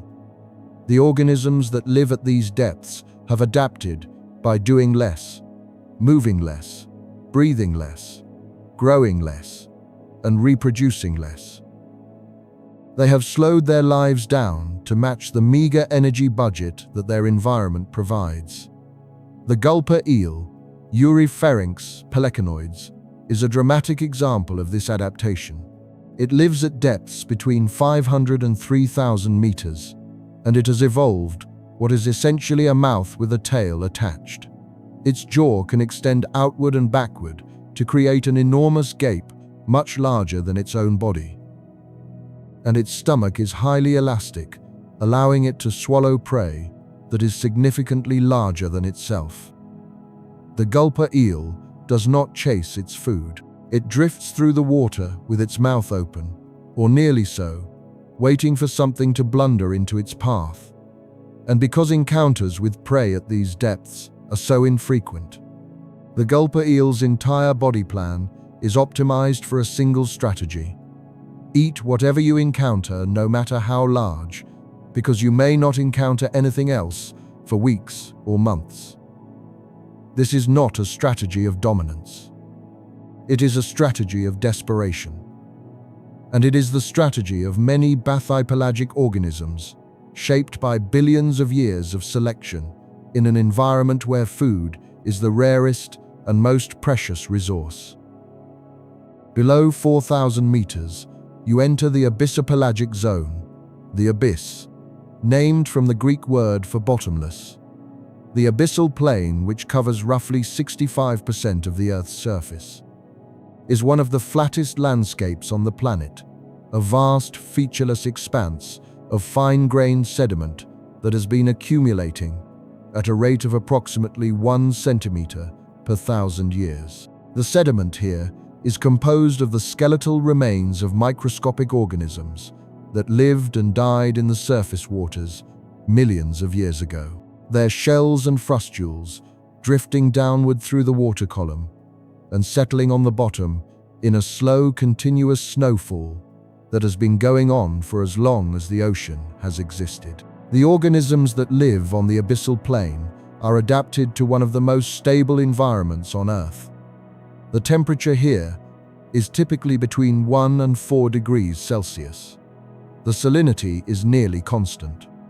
The pressure is enormous, but unchanging. And the food supply is sparse, low quality, and utterly predictable in its poverty. The dominant organisms are deposit feeders. Animals like sea cucumbers and brittle stars and small polycate worms that crawl across the sediment surface or burrow into it, processing the organic matter that has accumulated on the bottom, extracting whatever nutritional value remains from material that has been decomposing during its months-long journey from the surface. Sea cucumbers are particularly important on the abyssal plain. In some areas, they constitute more than 90% of the total biomass on the seafloor, slowly crawling across the sediment, ingesting the surface layer, digesting the organic matter it contains, and excreting the inorganic residue. They are the earthworms of the deep sea, processing and recycling the sediment in a slow, continuous cycle that keeps the abyssal ecosystem functioning. But even here, in the most remote and seemingly lifeless part of the ocean, there are surprises. In 2014, researchers discovered that the abyssal plain is not as uniform as previously thought. Detailed mapping of the seafloor in the Clarion-Clipperton Zone, a region of the Pacific Ocean between Hawaii and Mexico that is rich in polymetallic nodules, revealed unexpected variations in topography, current flow, and sediment composition that create microhabitats for different communities of organisms. The idea that the abyssal plain is a monotonous desert uniform and unchanging is beginning to give way to a more nuanced picture of a landscape that, while sparse, is more varied and more biologically interesting than anyone realized. And still, we descend. Below 6,000 meters, you enter the Hadal Zone, named after Hades, the Greek god of the underworld. The Hadal Zone exists only in the deep ocean trenches, the narrow, steep-sided valleys that form where one tectonic plate is being pushed beneath another. There are approximately 46 known Hadal trenches, and together they represent less than 1% of the global ocean floor by area, but they contain some of the most extreme environments on the planet. The deepest of all is the Mariana Trench, located in the western Pacific Ocean, east of the Mariana Islands. The Challenger Deep, the deepest known point in the trench, reaches a depth of approximately 1,935 meters, which is deeper than Mount Everest is tall. If you were to place Mount Everest at the bottom of the Challenger Deep, its peak would still be submerged by more than 2,000 meters of water. The pressure at the bottom of the Challenger Deep is approximately 1,100 atmospheres, which translates to roughly 16,000 pounds per square inch. This is more than 1,000 times the pressure at sea level. It is enough to compress water itself by about 5%, which means that the ocean at the bottom of the Challenger Deep is actually slightly denser than it would be at the surface. Not because of differences in temperature or salinity, but simply because the weight of the water above is pressing the molecules closer together. The history of human descent into the deep ocean is, in many ways, a history of our growing awareness that the world does not end where the light does. The first deep ocean exploration tools were remarkably simple. In the 1930s, William Beebe and Otis Barton descended into the waters off Bermuda in a bathysphere, a hollow steel sphere attached to a ship by a single cable reaching a depth of 923 meters in 1934. They had no propulsion. They could not maneuver. They could only descend and ascend, watching through a small quartz window as the light faded and the water turned from blue to black. Beebe described seeing bioluminescent organisms flashing in the darkness around the sphere, brief flickers of cold light in an otherwise total blackness. And his accounts of these observations were among the first direct descriptions of deep-sea bioluminescence by a human observer. The bathysphere was followed by the bathyscaphe, a self-propelled deep-diving vessel that did not require a cable to the surface. The Trieste, the vessel that carried Picard and Walsh to the bottom of the Challenger Deep, was a bathyscaphe, and its design was based on the principle of a lighter-than-water float filled with gasoline which provided buoyancy at the surface, and was gradually released to allow descent. The Trieste's pressure sphere, the small compartment that held the two occupants, was designed to withstand the full pressure of the Hadal zone, and it did. Though the descent took nearly 5 hours, and the ascent took roughly 3 hours and 15 minutes. Since then, the tools of deep-sea exploration have become more sophisticated. The submersible Alvin, which discovered the first hydrothermal vent ecosystem in 1977, has been operational since 1964 and has made more than 5,000 dives. It can carry 2 scientists and a pilot to depths of up to 6,500 meters, and it has been upgraded and rebuilt multiple times over its decades of service. Remotely operated vehicles, or ROVs, can now reach the bottom of the Challenger Deep without risking human life, carrying cameras and sampling equipment that allows scientists to observe and collect organisms from the deepest parts of the ocean. But the deep ocean is vast, and the tools we have are few. The number of scientists who have personally observed a hydrothermal vent in operation is small. The number of vent fields that have been thoroughly studied is smaller still, and the rate at which new species are being described from the deep ocean exceeds the rate at which existing species are being fully understood. We are discovering the deep ocean faster than we can comprehend it, which is both an extraordinary scientific opportunity and a profound conservation challenge. Only a handful of humans have ever reached the bottom of the Challenger Deep. The first was Jacques Picard and Don Walsh, who descended in the bathyscaphe Trieste on January 23, 1960, reaching the bottom and spending approximately 20 minutes there before ascending. The second solo descent was made by filmmaker James Cameron on March 26, 2012, in the Deep-Sea Challenger. And the most extensive explorations have been conducted by Victor Vescovo, who made multiple dives in the limiting factor submersible between 2019 and 2020. Fewer than 30 human beings have ever reached the bottom of the Challenger Deep.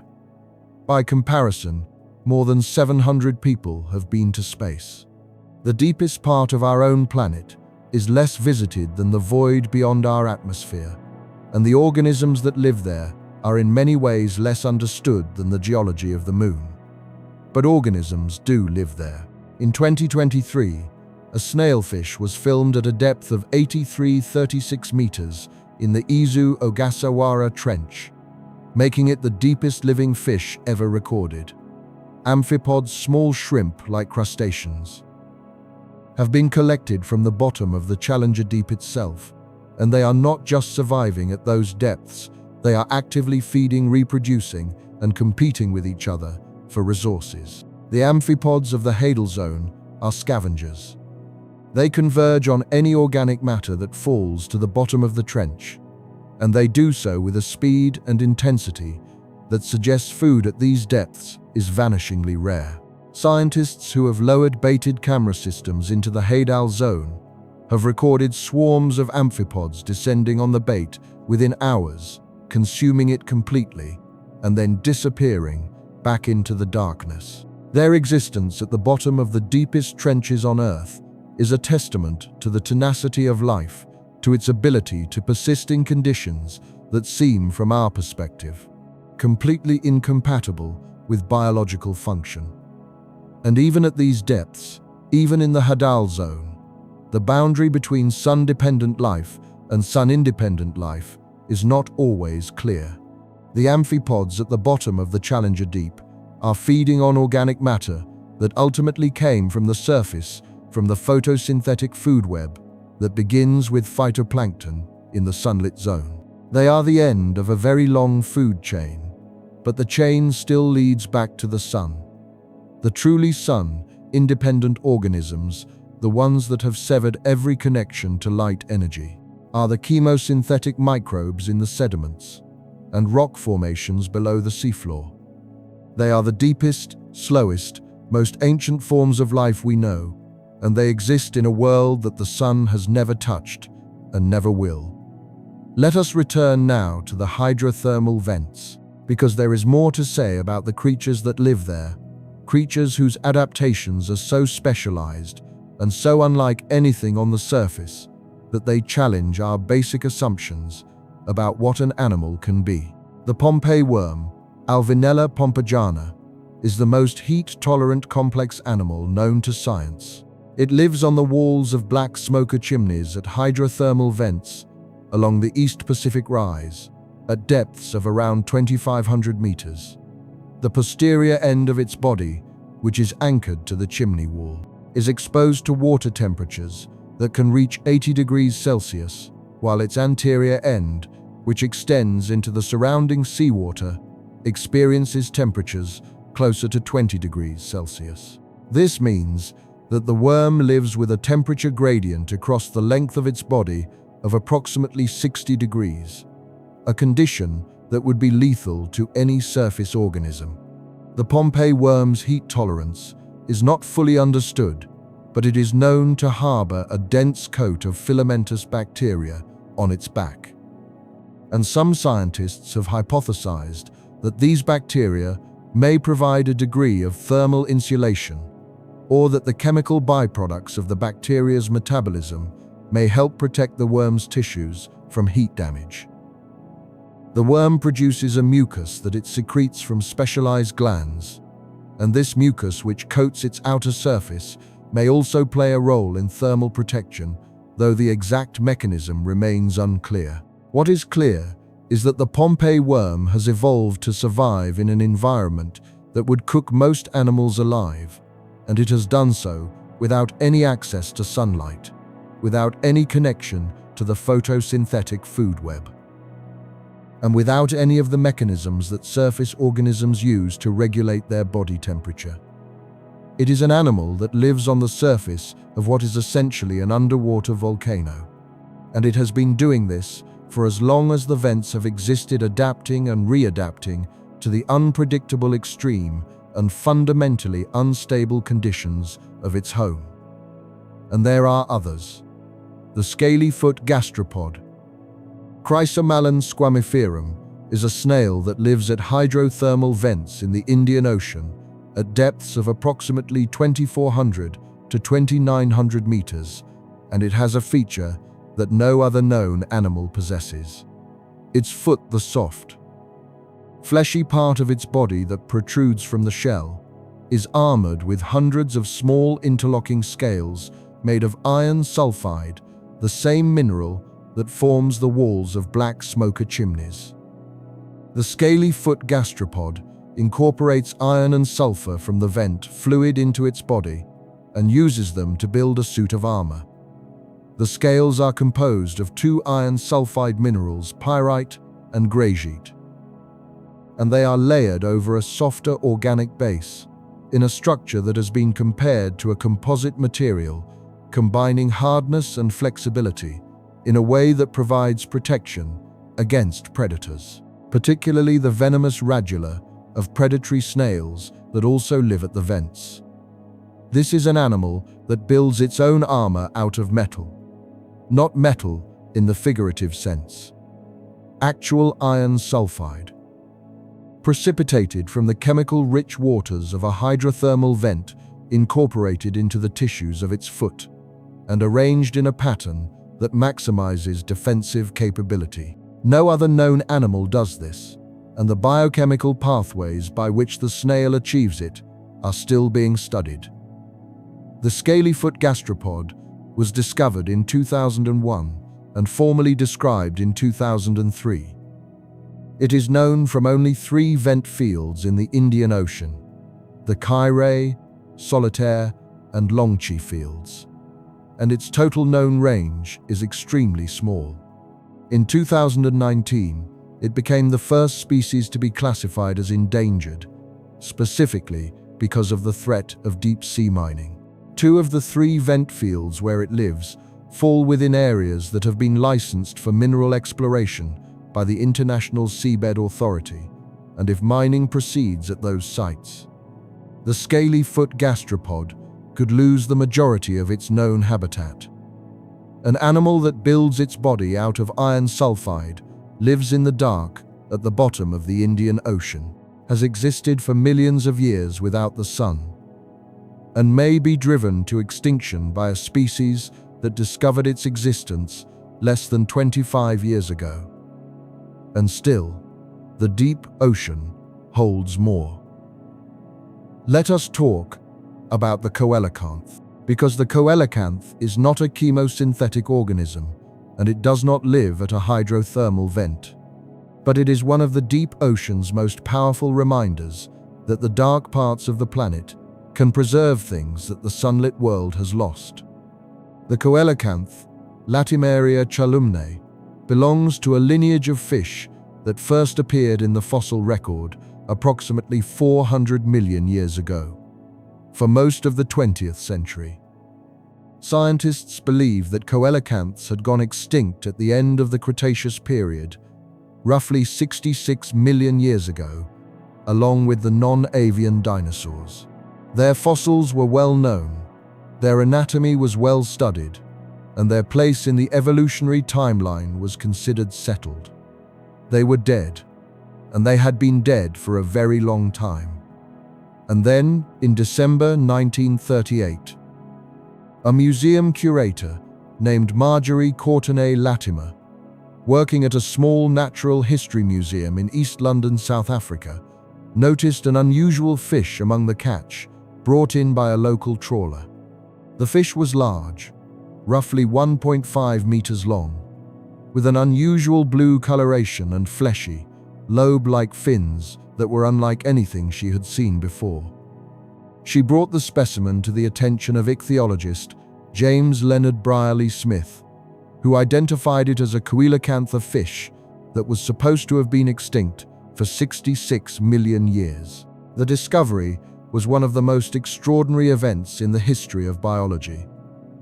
An animal that had been classified as extinct since the age of the dinosaurs was alive, swimming in the deep waters off the coast of southern Africa, completely undetected by the modern world.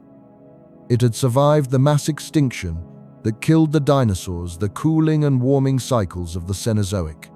The ice ages the rise and fall of countless species, and the entire span of human history, all while living in the deep dark waters below 200 meters. In a world where sunlight does not penetrate, and where human exploration has barely begun. The coelacanth is not a chemosynthetic organism. It feeds on fish and squid that it catches in the deep twilight zone. But its survival undetected for 66 million years after its supposed extinction is a testament to the deep ocean's capacity to harbor life that the surface world knows nothing about. If a fish the size of a human could exist for millions of years without being discovered, what else is down there that we have not yet found? And still, we are not done, because the question of life without the sun is not just a question about the Earth. It is a question about the universe. When scientists discovered chemosynthetic ecosystems at hydrothermal vents in 1977, they did not only learn something new about the ocean, they learned something new about the conditions under which life can exist. Before 1977, the prevailing assumption was that life required sunlight, or at least a direct connection to sunlight through the food chain. The vent discovery overturned that assumption. Life could exist on chemical energy alone in total darkness, at extreme pressure in the presence of toxic compounds, and at temperatures that would destroy most surface organisms. This discovery had immediate implications for the search for extraterrestrial life. Several moons in our solar system are now known to have subsurface oceans of liquid water, and some of these moons are thought to have hydrothermal activity on their ocean floors, meaning that the conditions for chemosynthesis may exist beyond Earth. Europa, the fourth largest moon of Jupiter, has a global ocean of liquid water beneath an ice shell that is estimated to be 10 to 30 kilometers thick. The ocean itself may be 100 to 200 kilometers deep, making it far deeper than any ocean on Earth, and it is thought to contain more water than all of Earth's oceans combined. Tidal forces generated by Jupiter's enormous gravity flex Europa's interior, generating heat, and this heat may be sufficient to drive hydrothermal activity on the ocean floor, creating conditions similar to those found at hydrothermal vents on Earth. If hydrothermal vents exist on the floor of Europa's ocean, then the chemical ingredients for chemosynthesis may also exist there: hydrogen sulfide, hydrogen gas, methane, carbon dioxide, and the dissolved minerals that chemosynthetic bacteria require. And if the chemical ingredients exist, then the possibility of life, not complex life, not intelligent life, but microbial life, single-celled organisms that derive their energy from chemical reactions rather than sunlight, cannot be ruled out.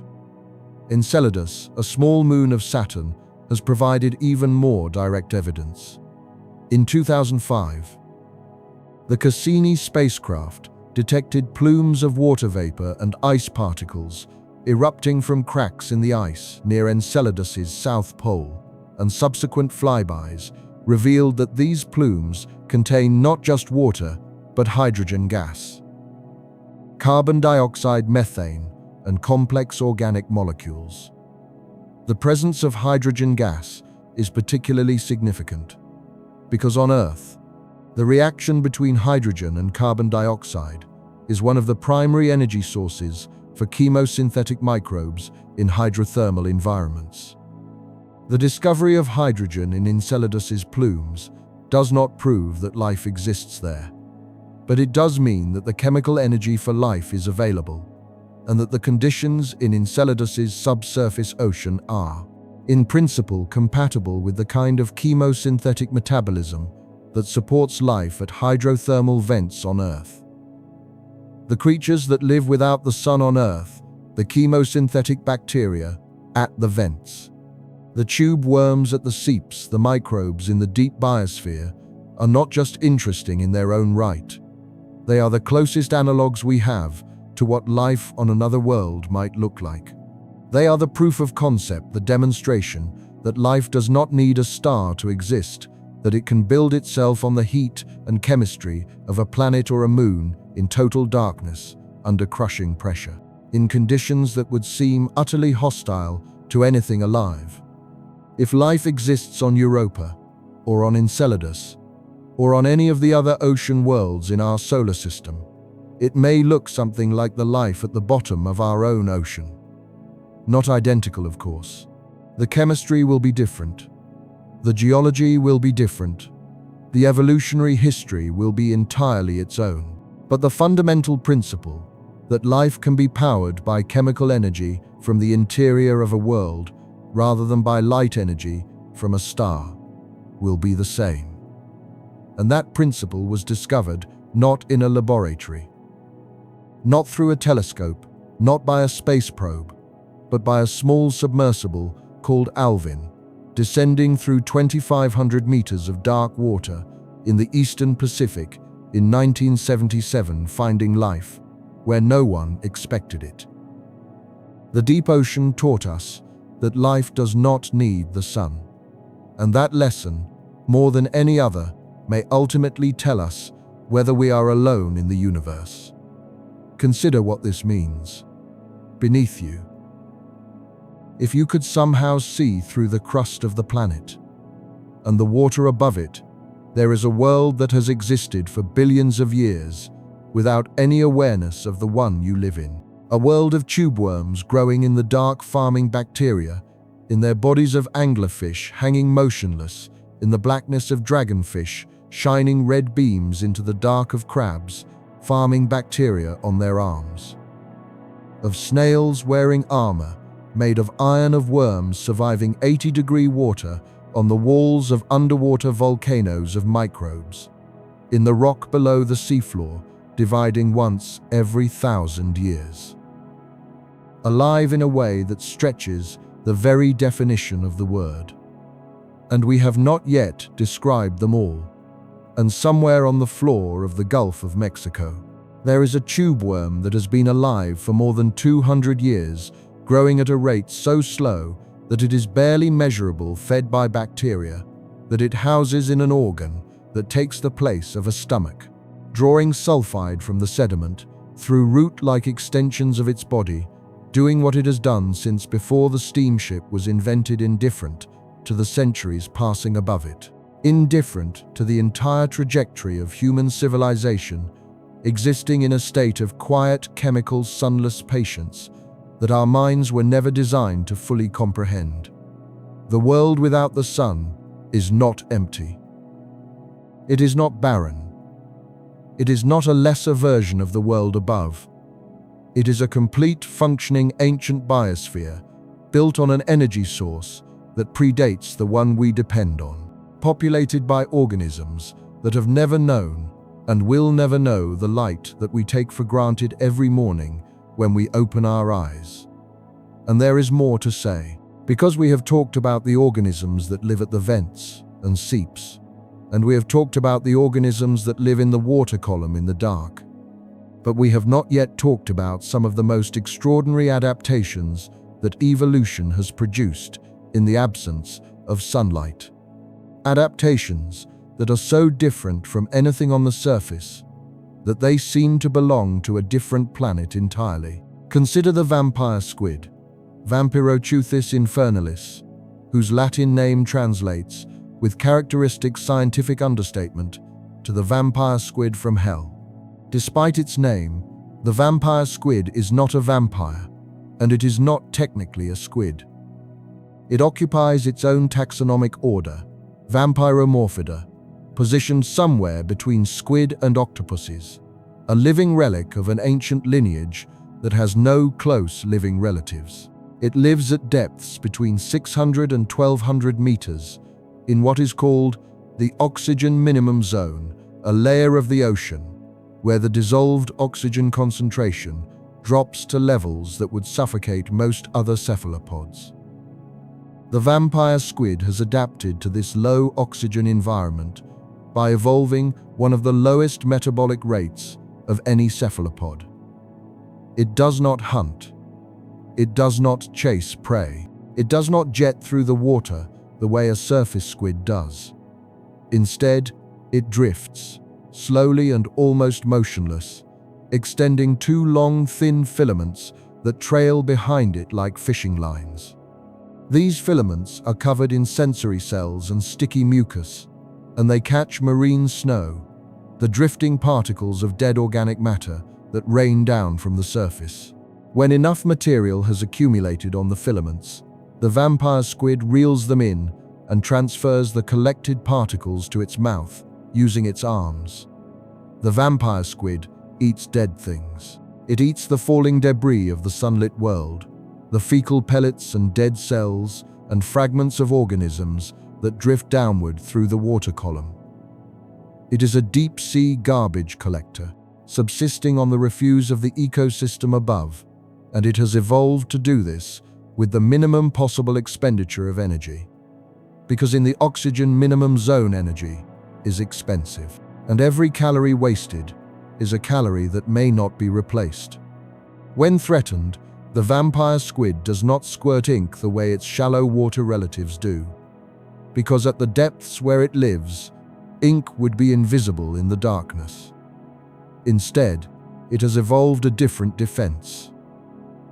It can eject clouds of bioluminescent mucus from the tips of its arms, creating a glowing, disorienting display that confuses predators while the squid jets away in the opposite direction.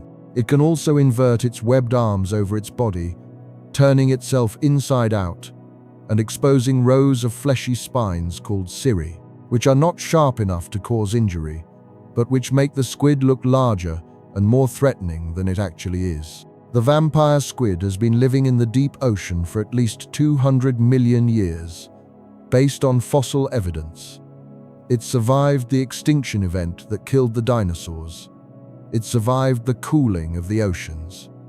It survived the rise and fall of marine reptiles, the evolution of whales, the spread of humans across the planet. And it is still there, drifting in the oxygen minimum zone, collecting marine snow on its filaments.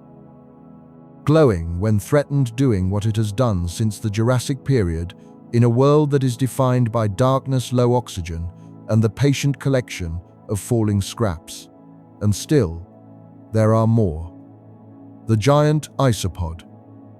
Bathynomus giganteus is a crustacean that lives on the deep ocean floor at depths of 170 to 2,500 meters, and it is, in essence, an enormous version of the pillbugs or raleigh pollies that you might find under a rock in your garden.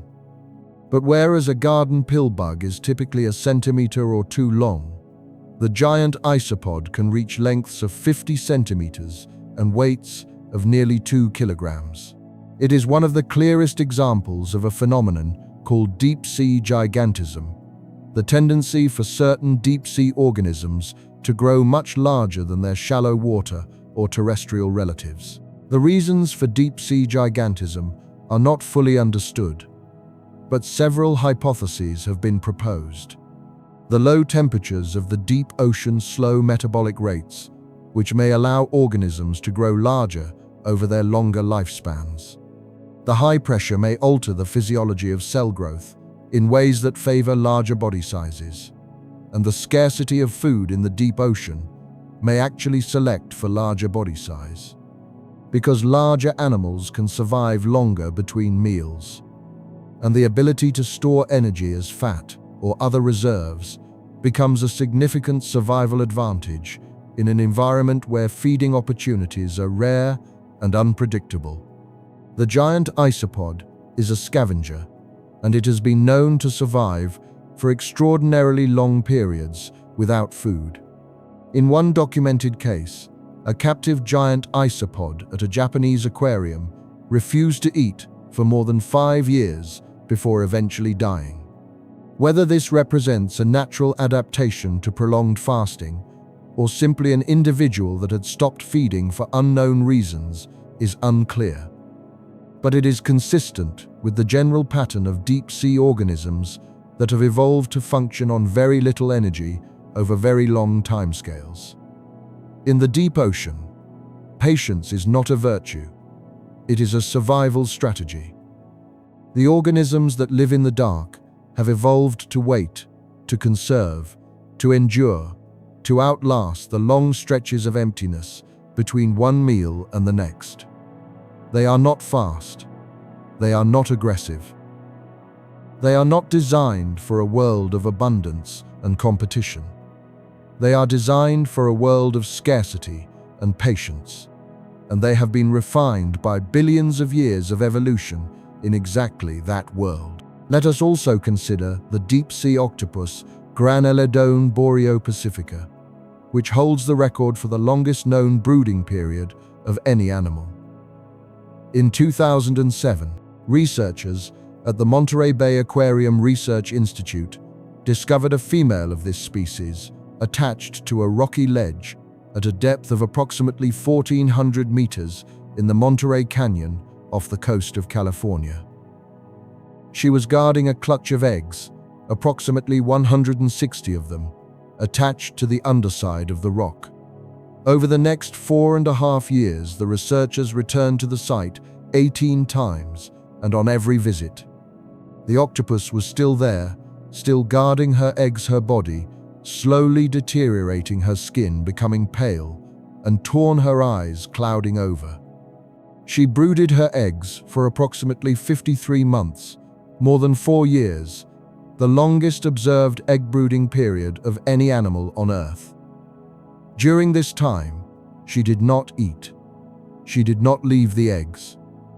She simply held on, protecting them from predators, keeping water flowing over them to ensure they received sufficient oxygen, slowly using up her own body reserves to survive. And when the eggs finally hatched, the hatchlings emerged in an advanced state of development, large and well-formed, ready to begin their lives in the deep ocean. The mother, her reserves entirely depleted, was never seen again and presumably died shortly after the hatching. The cold temperatures of the deep ocean slow the development of embryos, and this is what necessitated such an extraordinarily long brooding period. But the octopus's commitment to her eggs, her willingness to sacrifice her own body over the course of years to give her offspring the best possible chance of survival, is one of the most remarkable examples of parental care in the animal kingdom. And it happened in total darkness at 1,400 meters depth, in a world where no sunlight has ever penetrated. And there is one more organism that we must talk about tonight, because it connects the present to the ancient past in a way that nothing else does. The Greenland shark, Somniosus microcephalus, is not a creature of the hydrothermal vents or the cold seeps. It is a large, slow-moving shark that lives in the cold, deep waters of the North Atlantic and Arctic Oceans. Typically at depths between 200 and 2,000 meters, though it has been recorded at depths exceeding 2,200 meters. It is one of the largest living shark species capable of reaching lengths of more than 5 meters. And it is, by a considerable margin, the longest-lived vertebrate animal known to science. Studies of the crystalline proteins in the eye lenses of Greenland sharks, published in 2016, have estimated that these animals can live for 250 to 500 years. The oldest individual in the study was estimated to be approximately 392 years old, with a margin of error of roughly 120 years, meaning it could have been anywhere from 272 to 512 years old. Even at the conservative end of this estimate, The shark was alive during the reign of Louis XIV of France. At the upper end, it may have been born before Shakespeare wrote his first play. The Greenland shark does not reach sexual maturity until it is approximately 150 years old. A Greenland shark that is reproducing for the first time today may have been swimming through the cold, dark waters of the North Atlantic since before the American Civil War. And it grows so slowly, approximately 1 centimeter per year, that its growth is barely perceptible across a human lifespan.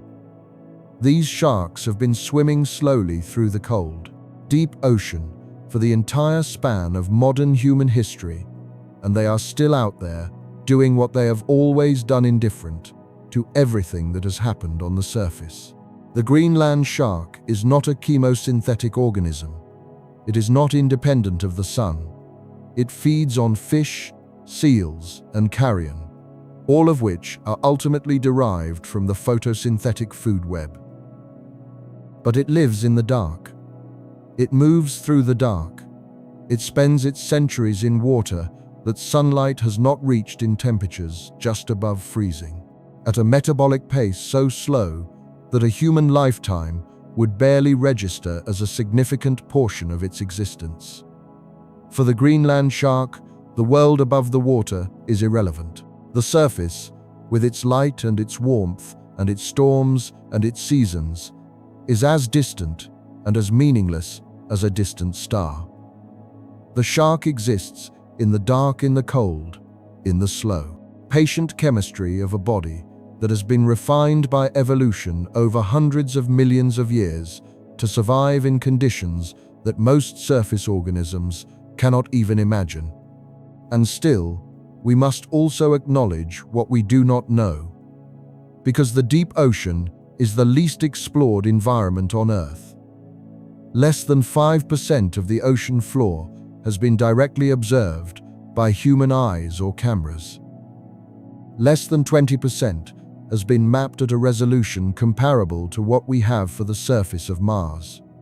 The number of species in the deep sea that have been formally described is a fraction of the total number that are estimated to exist.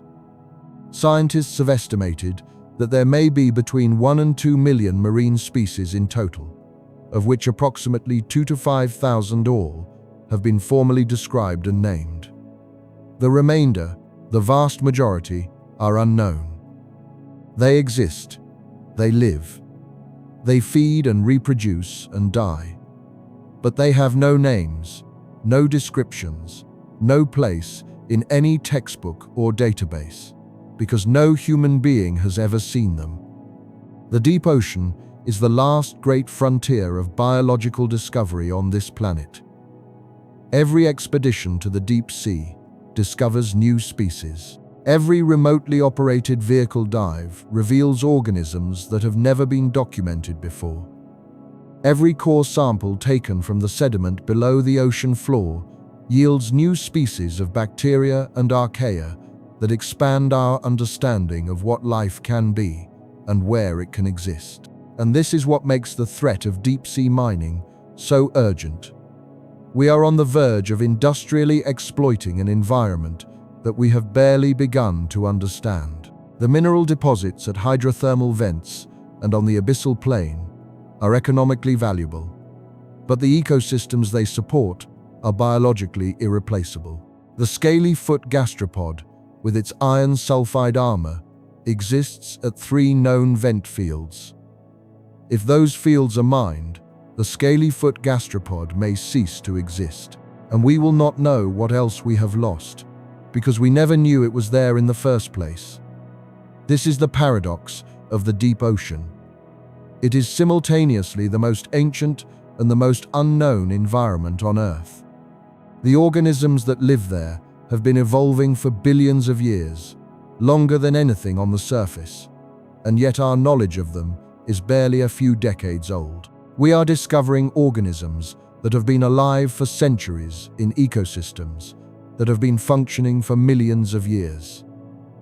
And we are discovering them at the same moment that we are developing the technology to destroy them. The creatures that live without the sun do not know that we exist.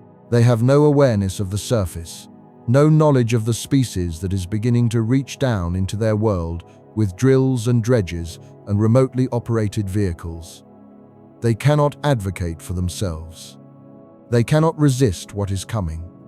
They can only continue to do what they have always done, metabolizing chemicals, growing slowly, reproducing, when the conditions allow, dying when the vent fails or the seep exhausts itself, and dispersing their larvae into the dark currents of the deep ocean, in the hope that they will find another vent, another seep, another whale, fall another source of chemical energy that will sustain the next generation. And so tonight, as you lie here, as the world above the ocean begins to quiet, as the day releases its hold on the sky, and the darkness settles in around you, consider that the darkness you are entering is not empty.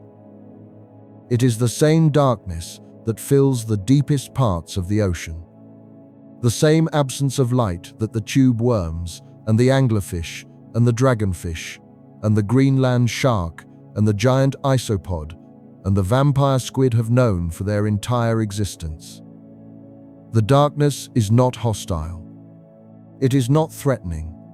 It is simply the state of the world when the light is removed, and in that state, life persists, patient and strange and ancient and real. Remember that the giant tube worm at the hydrothermal vent has no mouth, no stomach, and no way to feed itself, and yet it grows faster than any marine invertebrate on the planet, fueled entirely by the bacteria that live inside it. Remember that the cold seep tube worm may live for more than 250 years, growing at a pace so slow that it makes the Greenland shark seem hasty by comparison. Remember that an octopus in the Monterey Canyon guarded her eggs for more than 4 years without eating in total darkness at 1,400 meters depth, and that when the eggs finally hatched, she had given everything she had. Remember that there are microbes in the rock below the ocean floor that divide once every 1,000 years in water that has not seen sunlight for millions of years, metabolizing chemicals in a process so slow that it challenges the boundary between life and death. And it is still there, right now, as you breathe, as you rest, as you drift towards sleep. The deep ocean is doing what it has always done. The vents are still erupting the chemicals, are still flowing the bacteria, are still turning sulfide into sugar.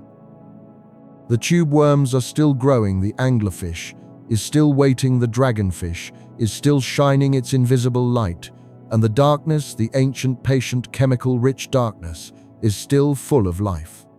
The creatures that live without the sun have never needed it. They built their world on a different energy, a deeper energy, one that comes from the interior of the planet itself. And they have been doing this since before the sun had any living things to shine on.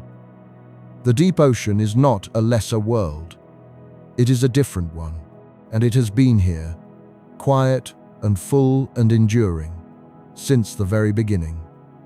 Good night. And may you never look at the ocean the same way again.